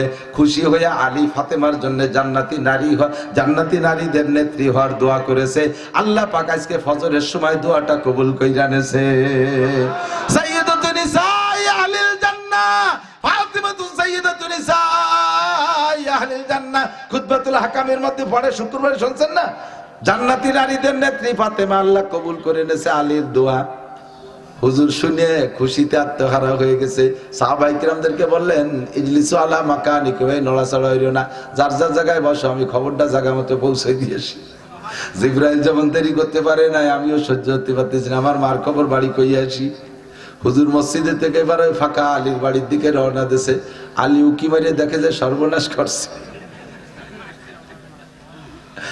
ওরে আল্লাহ এতে তো বাঁচা বড় কঠিন যা ভাবছিলাম মনে হয় তাই হইয়া গেছে হুজুর যখন আলীর বাড়ির দিকে রওনা দিছে হযরত আলী ওয়াইতে দরজা যে বের হইয়া পিছনে যাই ভাই বসে রইছে নবী পাক দরজা যাইয়া চৌকাটে হাত দিয়ে সালাম দিয়ে বলে আসসালামু আলাইকুম ওমা ফাতেমা আফিল বাইতে আলী ঘরে কি আলী আছে নাকি কয় জি আব্বা ফজরের নামাজ পড়ে আসছিল এসে একটু বের হয়ে গেছে কয় আসো মা একটু দরজার কাছে আসো কয় কি খবর আব্বা জান কয় রাত্রে তোমার মধ্যে আর আলীর মধ্যে কি ঘটছে আলী পিছনেতে শুনে দম বন্ধ হয়ে যাওয়ার কায়দা কাঁপতে ওরে আল্লাহ যে ভয় পাইছি তাই তো হয়েই গেল হযরত ফাতেমা এবার নবী জিজ্ঞেস করছে না কি ঘটছে তাহলে বলা লাগবে না নবী জিজ্ঞেস করছে তাকে বল না বলি কি উপায় আছে হযরত ফাতেমা বলে আব্বা জান এই প্রশ্নের জবাব দেওয়ার আগে একটা ফতোয়া দেন কয় কি ফতোয়া কয় একটা বিষয় স্বামী নিষেধ করেছে আর বাপে অর্ডার করেছে স্বামী নিষেধ করেছে বাপে অর্ডার করেছে এই সময় স্বামীর কথা মানা জরুরি না বাপের কথা মানা জরুরি ফতোয়াটা দেন তারপরে বলবো হযরত নবী পাক বললেন এইরকম যদি প্যাচ পড়ে তাহলে বাপের কথা মানা জরুরি না স্বামীর কথা মানা জরুরি কয় আব্বা ফতোয়া যদি তাই হয় তাহলে রাতে যা ঘটছে বলা যাবে না আমি আমার স্বামীর কাছে ওয়াদা করেছি সে আমার কাছ থেকে অঙ্গীকার নিয়েছে আমি আপনার কাছে বলবো না নবী পাক বলেন তোমার বলা লাগবে না বলনে বলে আমারে জানাই দিছে ও মা আল্লাহ তোমার জন্য আমার আলীতে দোয়া করছে আল্লাহ কবুল করে তুমি জান্নাতি নারীদের নেত্রী আলীর দোয়া আল্লাহর কাছে কবুল হয়ে গেছে মা খবরটা জিবরাইল দেরি করতে পারে না, আমার এই কেবলমাত্র জানা হয়ে গেল। আমি সব সাহাবাকে মসজিদে বসায় রেখে আমিও চলে আসছি, আমি দেরি করতে পারলাম না। খবরটা তোমারে না জানাইতে পারলে ভালো লাগতেছে না। ও মা, তুমি আমার আলীর খেদমত করার কারণে এই সম্মান পেয়েছো। বাইরে বন্ধুরে জবাব দেন, হযরত ফাতেমা জান্নাতি নারীদের নেত্রী হইছে কি আব্বাজি মুহাম্মদুর রাসূলুল্লাহর দোয়ায় না স্বামী আলীর দোয়ায়? কার দোয়ায়? শরীয়তের ফতোয়া আমার মাওলানা মুফতি আবুল বাশারের কাছে শুনবেন। আমার ছাত্র হওয়ার পরে আমার চাইতে বড় আলেম, অনেক কিতাব আল্লাহর রহমতে ইলম রাখে, শুনে দেখবেন শরীয়তের ফতোয়া কি। যদি স্বামীতে স্ত্রীকে নিষেধ করে তোমার আব্বা মারা গেলেও যাইতে পারবা না, তাহলে আব্বা মারা গেলেও যাইতে পারবে না, মা মারা গেলেও যাইতে পারবে না, যাইতে পারবে না। এই যে হলো স্বামীকে আল্লাহ তাআলা এই পাওয়ারটা দিয়েছে, অথচ আমাদের দেশে সম্পূর্ণ উল্টা গেছে। কতক্ষণ কিসের স্বামী? আমার বাপ মরে গেছে, বাপ দেখো না, উনি স্বামী কলা দিয়েছে। আমার মা মরে গেছে, আর দুনিয়ায় মারে দেখো না, সেই মা ও উনি কলি হয়ে গেল। তো তো তুই বাপ, আমার বাপের বাড়ি চলে যাচ্ছে, স্বামীর সাথে তুই তুই ছুড়িয়ে দেয়, ঠিক না? আর স্বামীরা যদি বিদেশ থাকে, ফ্রান্স, ইটালি, অস্ট্রেলিয়া থাকে, তাহলে এ পাশে তো উনি বাংলাদেশের রাজা হয়ে যায়, যেখানে খুশি সেখানে। কক্সবাজার, কুয়াকাটা, বিভিন্ন পার্ক টার্ক এগুলো সব ওনার জন্য ফ্রি হয়ে যায়। সুবহানাল্লাহ। দেশটা জ্বালাই খাইছে এই বিদেশি স্বামীকে বউরা। আরে কি কথা, সর্বনাশ করছে রে। জন্মের ঠিক কইছে, কিছু সর্বনাশ। স্বামীর অর্ডার মানতে রাজি না। স্বামী রয়েছে বিদেশ, এদেশ থেকে যা খুশি তাই করে বেড়ায়, সাবধান। স্বামী যদি বিদেশ থেকে বলে আমি আসার আগে দুলোবাই বাড়ি বেড়াইতে যাইতে পারবা না, মামা বাড়ি, খালা বাড়ি যাইতে পারবা না, বাপের বাড়িও যাইতে পারবা না, কোনো জায়গা যাইতে পারবা না, বাড়ি বসে থাকবা, চার দেওয়ালের মাঝে থাকবা। ও মহিলা, তুমি এই হুকুম মানে যদি ঘরের মধ্যে বসে থাকো আর ওই ঘরের মধ্যে তোমার মরণ হয়, তাহলে স্বামীর হুকুম মানার কারণে বন্দি অবস্থায় মারছো, তুমি কিয়ামতের শহীদি দরজায় জান্নাতে যাইবা। ফাতেমার নেতৃত্বে তুমি জান্নাতে যাইবা। মহিলা বলতে চাইছি, স্বামীর খেদমত, স্বামীর খেদমত মায়ের কাছ থেকে শিখে আসছে বিদায় এই পরিমাণ খেদমত করেছে। কথা কোন ঠিক না? আল্লাহু আকবার। মাঝে মাঝে বলি, এসে গেলে দু একটা বলার কষ্ট হচ্ছে নাকি আপনাকে? মেয়েরা শেখেন, মেয়েরা শেখেন স্বামীর কি পরিমাণ খেদমত করতে, এখান থেকে তালিম নেন। আল্লাহ জান্নাতি নারীদের নেত্রী হয়েছেন বাপের দোয়ায় না স্বামীর দোয়ায়? স্বামীর দোয়ায়, ঠিক না? স্বামীর দোয়া নেওয়ার চেষ্টা করবেন। আপনারা স্বামীরা কত পাওয়ারওয়ালা চিন্তা করছেন? আপনি যদি আসুসা আপাও দোয়া স্বামীও হন, তবু আপনার বউ আপনার এইভাবে শ্রদ্ধা করতে বাধ্য। তবে আপনারও তো নেয়ার সুপা লাগবে, হ্যাঁ? সেই স্বভাব খান লাগবে না? খ্যাকম্যাক করে ওঠেন, বাড়ি যাইয়ে খেটর মেটর ওঠেন, বোর সাথে একই স্বভাব। আমি বলি, আমি যদি কাপড় চুপড় গায়ে যে ময়লা কাপড় আছে রাত্রে যদি পরিবর্তন করে এলাকার কোন যুবকরে বলি, বাবা আমি তো ব্যস্ত মানুষ, রস করে বেড়াই, দিনই কাপড় চোপড় ধুতি সময় পেলে তোমার কাপড় কটা ধুয়ে দে, ও রাতারাত ধুইয়ে শুয়ে আয়রন করে দেবে। এ মানুষ আছে না নাই? যুবকরা আসো না বন্ধু, এরকম আসো না? আমি কোথাও আমার মাদ্রাসার ছাত্র কইতে আমার কাপড় চোপড় ধোয়াই না। আমি আমার নিজের কাপড় চোপড় সব আমি নিজে ধুই, এবং বাড়ির বউ বাচ্চাদের কাপড় চোপড় আমি ধুই। আমি নবীর কাছ থেকে শিক্ষা পেয়েছি। নবী আলাইহিস সালাম নিজের হাতে কাপড় সেলাই করতেন, নিজের গায়ে উকুন লাগলে পরিষ্কার করতেন, স্ত্রীদের মাথার উকুনও সাফ করে দিতেন। হুজুর লাকড়ি জোগাড় করে দিতেন, কিন্তু রুটিতে হাত দিতেন না, রুটি বানানোতে হাত দিতেন না। একবার দিয়ে অ্যাক্সিডেন্ট হয়ে গেছে, রুটি বানাতে যেয়ে পরের তার রুটি বানায় দেয় না। হযরত আয়েশা রাদিয়াল্লাহু তাআলা আনহা রুটি বানাবে বলে আটা সেনছে, তো হুজুর বলতেছে আয়েশা আমি তোমার একটু সহযোগিতা করি। তা আয়েশা বলতেছে হুজুর আপনি ই করেন, আপনি সেকেন্ড আমি বানাই দিই না, আপনি বানাই দেন আমি সেকি, আপনি বানাই দেন, আদ্যে বানাতে হবে তো বেলন টেলন, আদ্যে বানাই দেন আমি সেকি। তো হুজুর বললেন না আয়েশা তুমি বানাই দাও আমি সেকি। কয় না হুজুর ওই বানানোতে সহজ, আর সেকা গরমের দ্বারা এটা কষ্ট হবে না, আপনি বানাই দেন। হুজুর বলেন না আমি বানালে রুটি খাওয়াবে না। কয় না একটা বানান। তো হুজুর আদ্যে একটা রুটি এভাবে নাড়াচাড়া করে বানাই আয়েশার কাছে দেশে, সেই তারপর উপরে দিয়ে ঘন্টা খানি হয় না, সেইরকম কাঁচাই পড়ে রয়েছে, রুটি পাকা হয় না। তো তো খাজা আয়েশা বলতে হুজুর ঘটনা কি? কয় যে আয়েশা, এই রুটি মুহাম্মদুর রাসূলুল্লাহর হাতের সাথে ছোঁয়া লাগছে, এটা আগুনের জন্য হারাম হয়ে গেছে, আগুনের জন্য হারাম হয়ে গেছে। যার প্রমাণ তুমি কিয়ামতে দেখবা। আমার চাচা খাজা আবু তালেব হুজুরের মুহাব্বতের চাচা না? আরে ভাই, আমার এই আবু তালেব নামটা কইতে গেলে সাথে খাজা শব্দ না বললে আমার ভালো লাগে না। আমার বরিশালে হুজুর রহমাতুল্লাহ কাছ থেকে শুনতাম, হুজুর বলতেন খাজা আবু তালেব, এত দরদের সাথে মায়ের সাথে বলতেন, কেমন যেন হুজুর রাদিয়াল্লাহু আনহু বলতে পারলে এও বলেন, কিন্তু তা তো বলা যাবে না। খাজা আবু তালেব যদি কলেমা পড়তো, আবু বকরের রোল নম্বর হতো 2, আবু তালেব হইতে 1 নাম্বার। কলেমা পড়াইতেই পারে নাই, নবী আবু জাহেলের দোকায় পড়ে গেল আবু তালেব জাহান্নামী। জাহান্নামে থাকবে আবু তালেব কিভাবে? সারা গায়ে আগুন থাকবে না, সারা গায়ে কোথাও আগুন থাকবে না, জাহান্নামের কোনো আগুন স্পর্শ গায়ের সাথে করবে না, শুধু দুইটা পায়ে দুটো আগুনের জুতা পরায় দেওয়া হবে। সাহাবায়ে কেরাম বললেন, হুজুর জাহান্নামে থাকবে আবার আগুন গায়ে লাগবে না, পায়ে জুতো দেওয়া হবে কেন? তো হুজুর বললেন, আমার চাচা জান আমাকে যেভাবে আদর করেছে, কখনো মাথায় উঠাইছে, আমার গা আমার চাচার মাথায় ছোঁয়া লাগছে বিদায় আগুন মাথায় লাগবে না। আমার চাচা আমাকে পিঠে করে রাখছে, এই জন্য পিঠে আগুন লাগবে না। চাচা আমারে বুকের সাথে জড়িয়ে ধরতেন, এই জন্য বুকে আগুন লাগবে না। চাচা আমারে হাত দিয়ে বের দিয়ে ধরতেন, এই জন্য হাতে আগুন লাগবে না। চাচা আমারে কোলের পর বসাইছে, এই জন্য হাতে রানে আগুন লাগবে না। চাচা আমাকে রাগ করেও করে দিন পা দিয়ে একটা ছোঁয়া দেয় নাই, পায়ের নিচে ঠুক দিয়ে একটা ছোঁয়া দেয় নাই। যদি চাচা কোনো একটা দিন রাগ করে একটা লাথি আমারে দিত, তাতেও আমার চাচার পাও আগুনের থেকে বেঁচে যাইত। আল্লাহু আকবার। রহমাতে আলম নবী সাল্লাল্লাহু আলাইহি সাল্লামের আদর্শ আমরা সেখান থেকে শিখবো, কথা কোন ঠিক কিনা?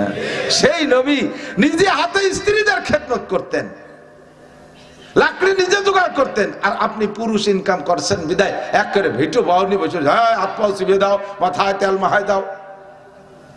আপনি তিনি কষ্ট আছেন, অবিটি কি বসে তাবুক খাইছেন, এখানে 500 মণির দান পাইছেন, মহিলার দিন ভরে সে দান সেদ্ধ হচ্ছে, শুয়েছে, কত কিছু করছে।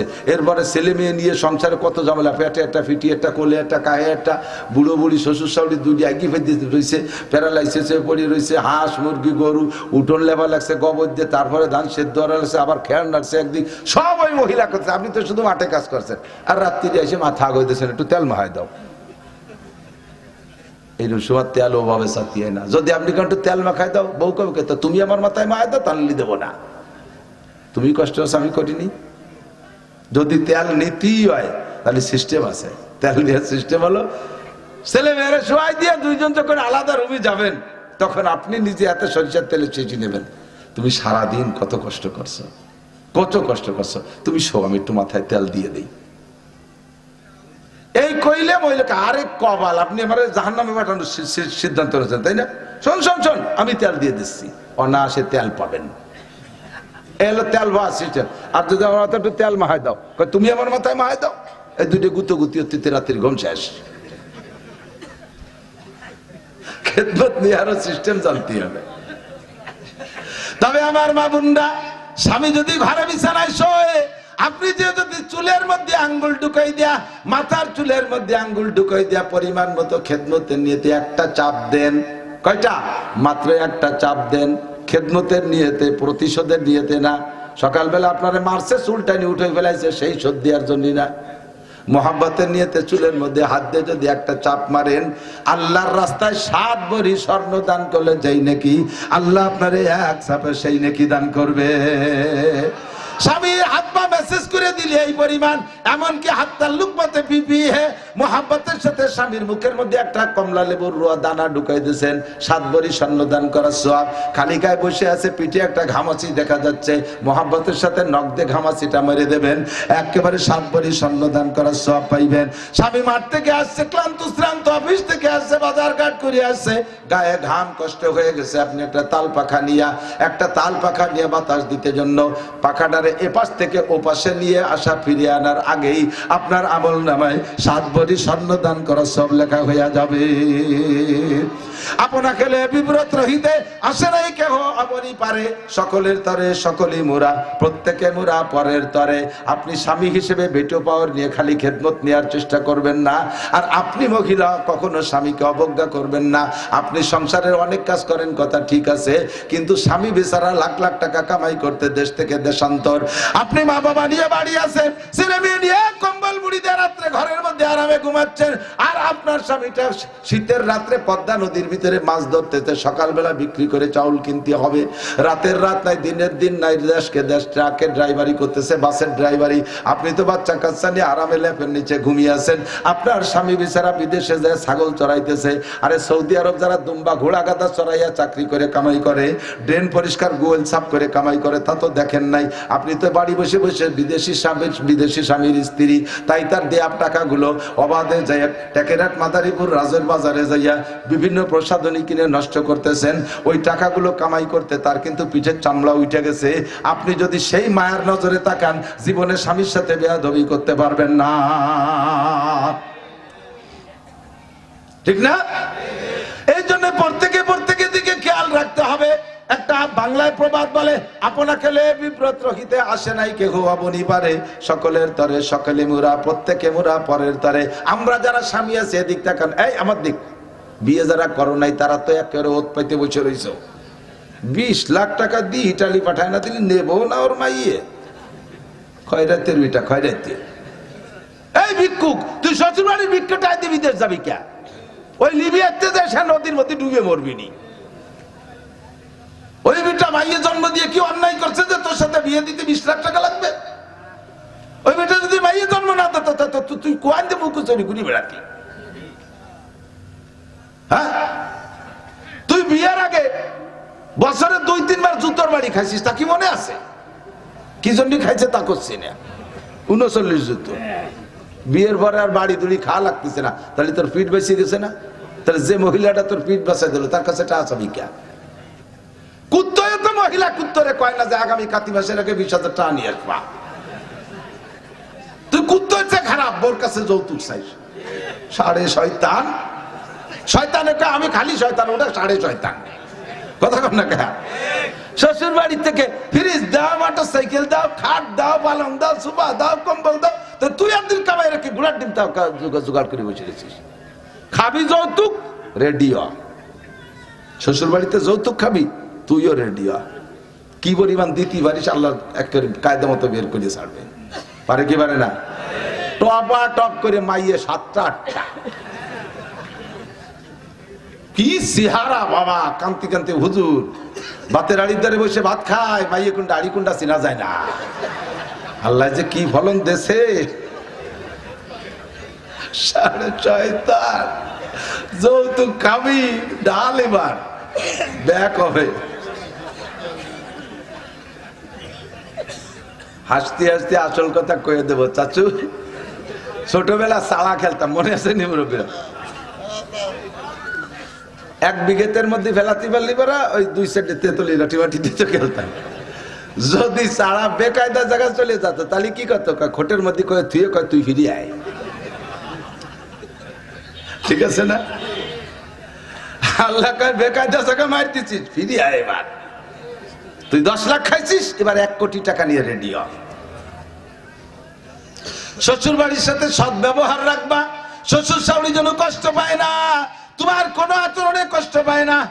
আসে গেল কয়ে যাই, শ্বশুর বাড়ি যায় শাশুড়ি যা রান্না করে দেবে খাবা খুব আনন্দের সাথে, ভালো লাগুক আর না লাগুক, যেটাই দেবে আম্মা কি রান্না দিচ্ছেন, এদি সোনার গাঁও হোটেল ফেল, একটু শাপলা বাজিয়ে দিচ্ছে আম্মা, আর কিছু লাগতো না শাপলায়, অথচ খাতি মনে চাচ্ছে না। যা দেবে তুমি এ প্রশংসা করে খাবা, পরবর্তীবার আসলে আরো ভালো খাওয়াবে। আর এবার 10 পাত ই মানছি কেন, ই খায় নাকি, ই কোনোদিন জিভে দেয় নাকি, আমাকে ভইরাও খায় না, ফিরে বার গেলে তোমার সলাই দিয়ে বাড়াই দেবে, যা তোর বাপের বাড়িতে রান দিয়েছে খা। সবকিছু শিয়েই দিয়ে গেলাম, ভালো করে মনে রাখবা। চলে এসেছি মেলা দূর, গোড়ায় চলে যাই জায়গা মতো, যা পড়ছি তাই একটু করতে হবে না। তো আল্লাহু আকবার। আমার নবীর নবুয়তির উপরে আপনাদের আমাদের বিশ্বাস আছে না নাই? কোন দলিল লাগবে? প্রমাণ লাগবে? আমি সিদ্দিক নামও না, আমার নাম আবু বকর না। আমি ইয়াকিন রাখবো যদি নবীর জামানায় হইতাম তাহলে খাদিজার মতো, তাহলে আমি সিদ্দিক আকবর আবু বকরের মতো কোন দলিল ছাড়া, কোন প্রমাণ ছাড়া বলে ফেলতাম লা ইলাহা ইল্লাল্লাহ মুহাম্মাদুর রাসূলুল্লাহ। রাজি আছেন না? এই কলেমা পড়তে রাজি আছেন না? আর কলেমাটা এমন দামি কলেমা, যারাই পড়ছেন তামলা মা বাইনা সামাই ওয়াল আরদ, আসমান জমিনের মাঝখানে সব ফাঁকা জায়গা নেকিতে ভরে গেছে। আল্লাহু আকবার। নবী আলাইহিস সালাতু ওয়াস সালাম সাহাবায়ে কিরামদেরকে নিয়ে বসে আসরের পরে বয়ান করতেছে। গরম পানি আছে?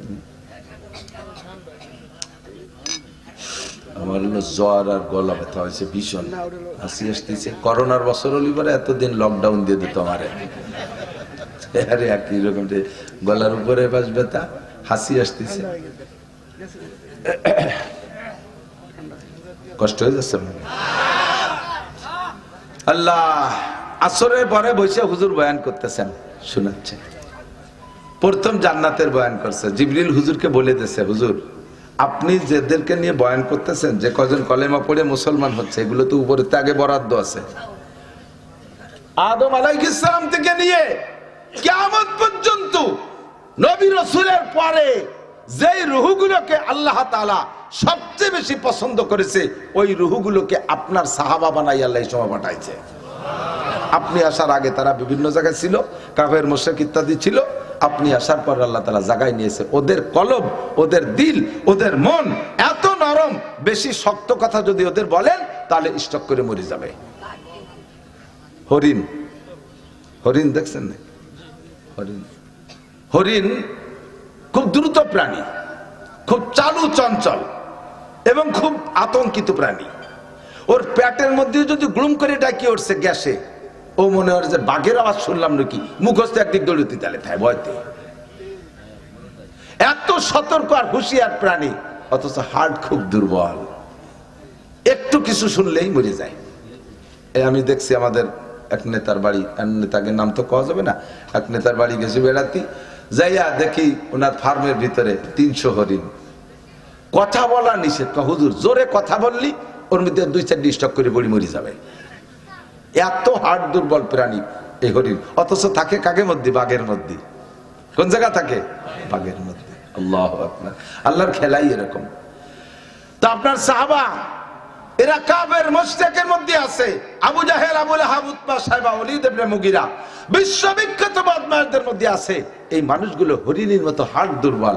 ওদের কাছে যদি আপনি কখনো বয়ান করতে যান, তাহলে 2টে বয়ান, জাহান্নামের বয়ান যদি করতে চান তাহলে আগে জান্নাতের বয়ান করে নেবেন, আগে জান্নাতের বয়ান করে নেবেন।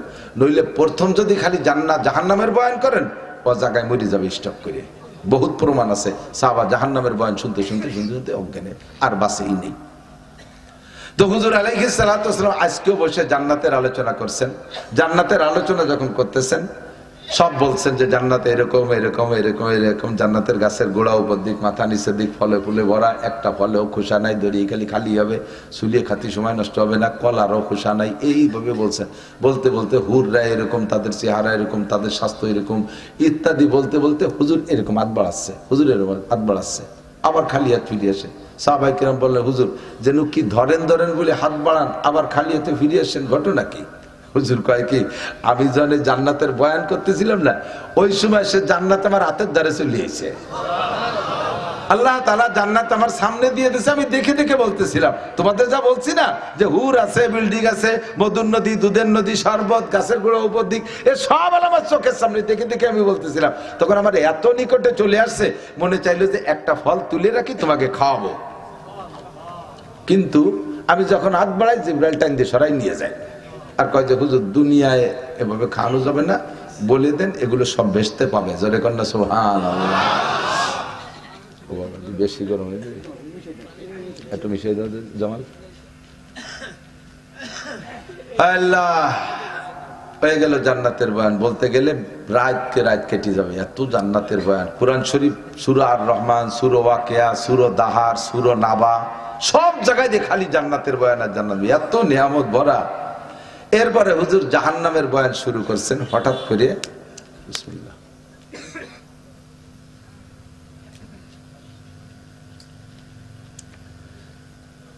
একটা শব্দ আসছে, পাইছেন নাকি? এ জায়গা না ওই জায়গা, হুজুর জেনে বয়ান করতেছে সেই জায়গা। একটা শব্দ নিচের থেকে, শব্দ তো পরিচিত শব্দ, বোঝা যায়। দুটি হাতের তালি মারলাম এক শব্দ, হাতের এই পাশে দিয়ে তালি মারলে আর এক শব্দ, দুটো পায়ে বাড়ি মারলে আলাদা শব্দ, দুটো কাঠে বাড়ি মারলি আলাদা শব্দ, দুটো লোহায় বাড়ি মারলি আলাদা শব্দ, লোহারে কাঠ দিয়ে বাড়ি আলাদা শব্দ, ঠিক না? এরকম শব্দ সবই চিনি, কিন্তু এই শব্দটা কোনো শব্দের সাথে মেশে না। আর তা আসছে নিচের থেকে, মাটির তলের থেকে, কেঁপে উঠছে সাহাবায়ে কেরাম, সব জিন ধরে বসে গেছে, হুজুরের চক্ষু বন্ধ করে বসে গেছে। পাশ দিয়ে মদিনা আলারা দৌড়ে দৌড়ে আসতেছে, হুজুর আইয়ুসাতিন হাযিহি, এই শব্দটা কিসের শব্দ? হুজুরকে আমিও তো টের পাচ্ছি না কিসের শব্দ, শুনলাম নিচের থেকে, চক্ষু বন্ধ করে বসছে। জিবরাইল আইছে, হুজুর বললেন জিবরাইল আইয়ুসাতিন হাযিহি, শব্দটা কিসের শব্দ? জিবরাইল বললেন, হুজুর আল্লাহ তাআলা জাহান্নামকে কমপ্লিট করে উপরের থেকে একটা পাথর ছাড়ছে জাহান্নামের গভীরের দিকে। জাহান্নাম কবে কমপ্লিট হয়েছে সেটা তো আল্লাহই ভালো জানে। এই পাথরটা যাইতে যাইতে আজকে যাইয়ে নিচেই পড়ছে, আর সেই শব্দটা উঠে আসছে। জিবরাইল পাথরটার গায়ে কয় কেজি ওজন? কয় যে কেজি টেজি কি, ওই পাথরটা যদি জমিনের উপরে রাখা হয় আর বর্তমানে পৃথিবীতে যত মানুষ আছে সকলে একসাথে যদি জাগানোর চেষ্টা করে, মাটির থেকে এক আঙ্গুল উঁচু করতে পারবে, মাটির থেকে এক আঙ্গুল উঁচু, এত ওজনের একটা পাথর। আর এইটা লক্ষ লক্ষ বছর আগে ছাড়ছে, আর আজকে যে জাহান্নামের তলে পড়ছে, নিচে যে পৌঁছলো, সেই শব্দটা উঠিয়েছে। সাহাবায়ে কেরাম তো দিল নরম, এই প্রায় স্টপ করা কায়দা, কান্না শুরু করে দিচ্ছে। হুজুর জাহান্নাম এত গভীর, হুজুর ও জায়গায় থাকবে কারা? একটু জিবরাইলের কাছে শুনিয়ে রাখেন, ওই নিচে থাকবে কারা? উপরে যারা থাকবে ভাসমান, কোনো না কোনো ভালো মানুষের নজরে পড়বে, সুপারিশ করে করে নিয়ে যাবে। ওই নিচে যেগুলো পড়ে থাকবে তারা তো কেন নজরে পড়বে না? ওরা তো কোনোদিন বেরোতে পারবে না। ওরা কারা? হুজুর একটু কান্দি। হুজুর পড়লেন কোরআন শরীফের আয়াত, জিবরাইলের হুকুমে, ইন্নাল মুনাফিকিনা ফিদ দারকিল আসফালি মিনান নার।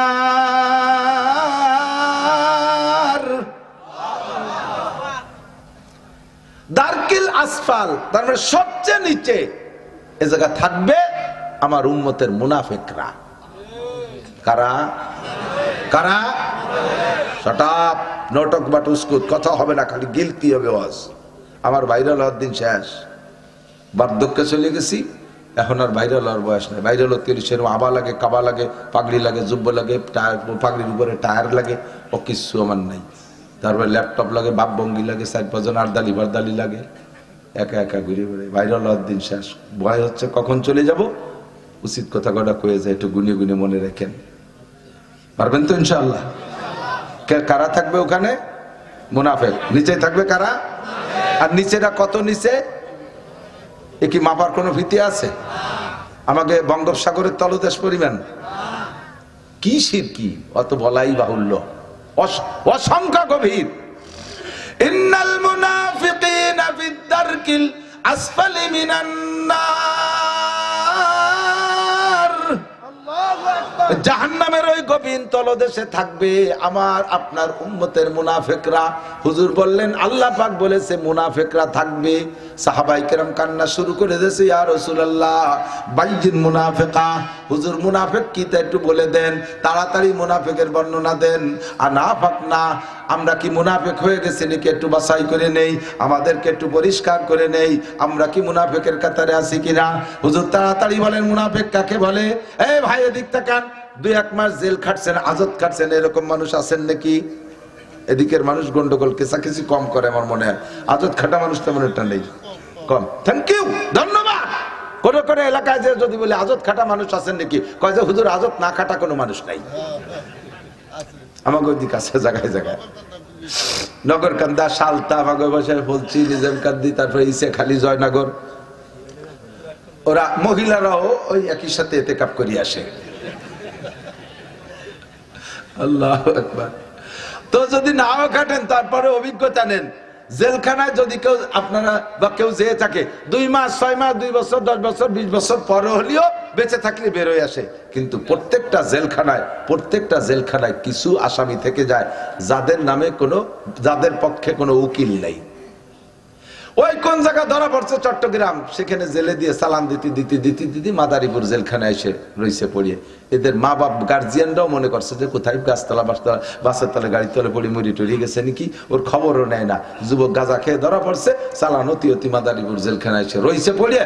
তাদের নামে কোনো উকিল নাই, জীবনও কোর্টে তাদের নামে কেসটা ওঠে না, ওখানেই পড়ে থাকবে, জেলখানায় অবশেষে মারা যাবে। এই মানুষগুলোর কোনো সুপারিশ করেওয়ালা নাই। সেম কোয়ালিটি জাহান্নামের ভিতরে উপরে ভাসমান যারা থাকবে তারা বড় বড় আলেমদের নজরে পড়বে, সাহাবায়ে কিরামদের নজরে পড়বে, সুপারিশ করে তারা জান্নাতে নেবে। আর এক শ্রেণীর মানুষের তলে পড়ে থাকবে ওই আসামিদের মতো, তাদের কোনো পক্ষে কোনো উকিল থাকবে না, কেউ সুপারিশ করেওয়ালা থাকবে না। হুজুর একটু বলেন তারা কারা? হুজুর বললেন তারা মুনাফিক। সাহাবায়ে কিরাম বললেন তাড়াতাড়ি মুনাফিক বলে দেন। তারা মুনাফিকের আলামত কি? আমাদের মধ্যে থাকলে এখনই তওবা করব। রাজি আছেন না? তওবা করতে রাজি আছেন? পাক্কা সিদ্ধান্ত নেন, তওবা করতে রাজি আছেন? হুজুর বললেন আয়াতুল মুনাফিকে সালাসা, মুনাফিকের আলামত 3টা। কয়টা? 1 নম্বরে ইজা হাদ্দাসা কাযাবা, কথায় কথায় মিথ্যা কথা কয়, প্রয়োজনে অপ্রয়োজনে মিথ্যা কথা বলে, মিথ্যা কথা বলার স্বভাব হইয়া গেছে। নামাজও পড়ে, রোজাও রাখে, হজও করে, উমরাও করে, তাবলীগেও যায়, সরমুনায়ও যায়, ইজতেমায়ও যায়, মাহফিলেও যায়, মসজিদও করে, মাদ্রাসাও করে, তিলাওয়াতও করে, জিকিরও করে, ফিকিরও করে, আবার কথায় কথায় মিথ্যা কথাও বলে। এই লোকটা মুনাফিক। এই লোকটা বেশি ভাঙ্গাবো না, রাত মেলা হয়ে গেছে। 2 নম্বরে ইজা হাদ্দাসা কাযাবা, মিথ্যাবাদী। 2 নম্বরে ওয়াইদা ওয়াদা আকলাবা, ওয়াদা করে খিলাফ করে, ওয়াদা করে আসবো বলে আসে না। বড় খারাপ লাগে, নাম বলবো না। আমাদের বক্তাদের মধ্যে অনেকে আছে দাওয়াত রেখে টাইম মতো আসে না। আমি মোটে 2 চোখ দিয়ে সহ্য করতে পারি না দেখতে। ওগুলো যত বড় পান দিবেন যে আমার সামনে আসুন, ওর এবার কিচ্ছু মনে হয় না।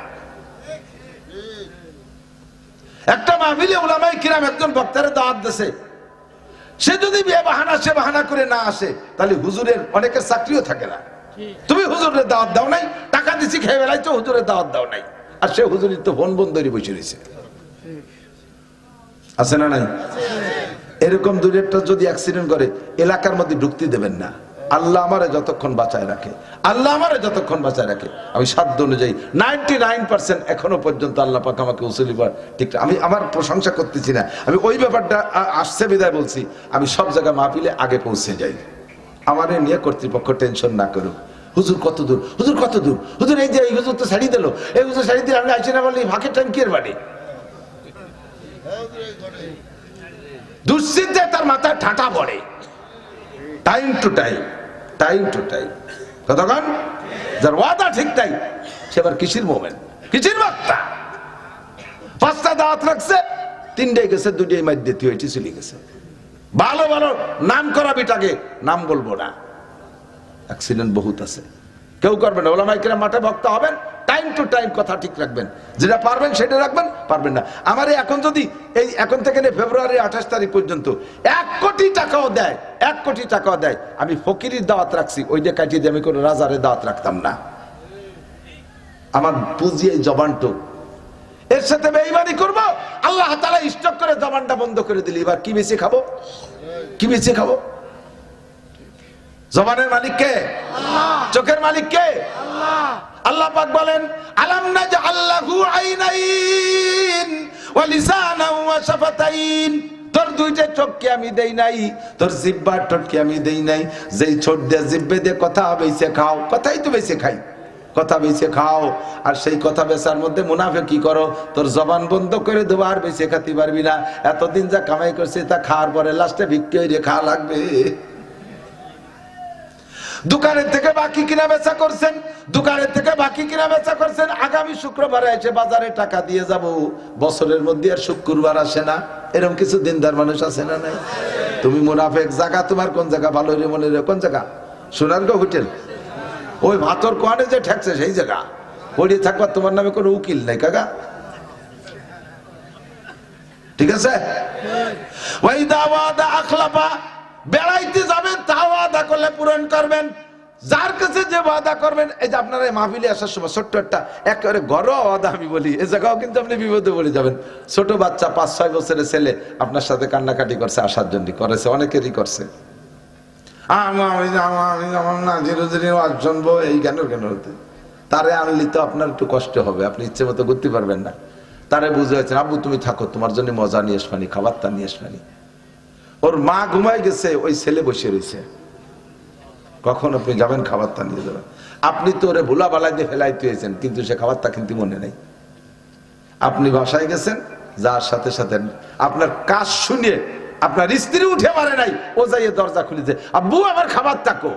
কেমন লাগবে বলেন তো, কেমন লাগবে বলেন তো? সন্তানের সাথে মুনাফিকি করছেন, খুব মনে রাখতে হবে, খুব মনে রাখতে হবে। ওই ছেলে যদি আপনি বলে বাবা মনে নাই, তারপরে হয়তো অনেকে কান্নাই শুরু করে দেয়, সকাল বন্ধু কান্দে আর ঘুমোতেই দেয় না, আর এমন একটা শ্বাস ছাড়ে ভিতরের থেকে আসমানে চলে যায়।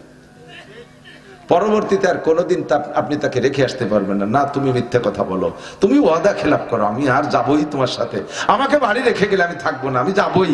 কথা কন, যার সাথে যা ওয়াদা করবেন, মার সাথে করবেন, বাপের সাথে করবেন, বোর সাথে করবেন, ছেলে মেয়ের সাথে করবেন, সমাজের সাথে করবেন, ওয়াদা খিলাফটা মোটে করবেন না। আরে ভাই এদিক তাকান, যেই লোকটা ওয়াদা খিলাফ, এই জামানায় নামাজ কালাম ইবাদত বন্দেগী করা সহজ, লেনদেনে ওয়াদা ঠিক রাখা বড় কঠিন। হাজারো বুজুর্গ হোক, লেনদেনে যদি ওয়াদা ঠিক না রাখে, ওর বুজুর্গিরে আমি 1 পয়সারও দাম দিই না, ওর বুজুর্গিরে আমি 1 পয়সারও দাম দিই না। কিসের সাথে তার পীর আর কিসের সাথে তার মৌলানা। লেনদেনে যদি ঠিক থাকেন, তাহলে দেখবেন যে সম্মান পাবেন, সম্মান পাবেন, সম্মান পাবেন। আর সবকিছু ঠিক আছে, লেনদেনে আপনি টকি করেন, ওয়াদা খিলাফ করেন, আপনার 5 পয়সারও দাম দেবে না কেউ। মনে থাকবে? বাকি আপনার মুনাফিকের আলামত মনে আছে তো? 3 নম্বরে ওয়াইদা তুমি না খান, এই মুনাফিকের 3 নম্বর আলামত, তার কাছে আমানত রাখলে খেয়ানত করে, জাতির আমানত খেয়ানত করে, ব্যক্তি আমানত খেয়ানত করে।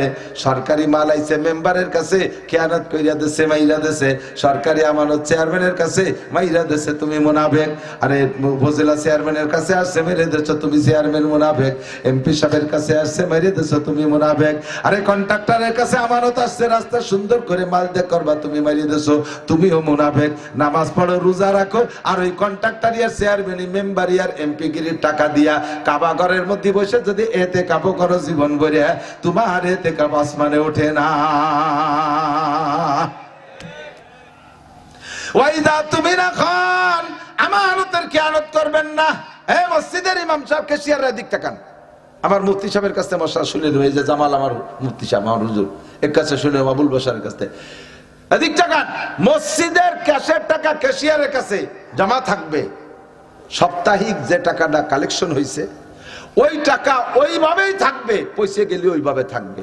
টাকা যদি নষ্ট হয়ে যাচ্ছে বলে মনে হয়, তাহলে কমিটির লোক নিয়ে পরামর্শ করে ভাঙ্গাবেন বা কাজে লাগাবেন। ওই টাকারে, খুচরো টাকারে আস্ত বানানোর অধিকার আপনার একার নাই, আস্ত টাকারে ভাঙ্গায় দেওয়ার অধিকার আপনার নাই। ওই টাকা ওইভাবেই থাকবে, এর নাম হলো ক্যাশিয়ার। আর আমাদের ক্যাশিয়াররা মসজিদের ক্যাশের টাকা দিয়ে ছেলেরে মুসলমানি দেশে, নিজে বিয়ে হচ্ছে, দোকানের পুঁজি বাড়াইছে, দিনই হলো 100 মাস, ওই দিনের আগেই কিলি হয়ে গেছে, দোকানে আগুন লেগে পুড়িয়ে ছাই হয়ে গেছে। দাও এবার দাও, আসছিলাম যে লাভ লাভ সহ দেবো, আল্লাহ নিয়ে গেছেন, কোনতে দেবো? আল্লাহ নিল কে? তোর এই দোকানের ক্যাশের টাকা, মসজিদের টাকা এর মধ্যে ঢুকতে গেছে কিনা? এইটাই যে মাইয়ে বিয়ে দিছে, ও মাইয়ে টেকবে না, তালাক খাবে প্রথম দিন।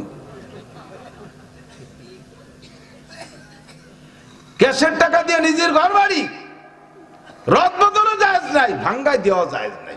আমানতকে এমন ভাবে হেফাজত করবেন।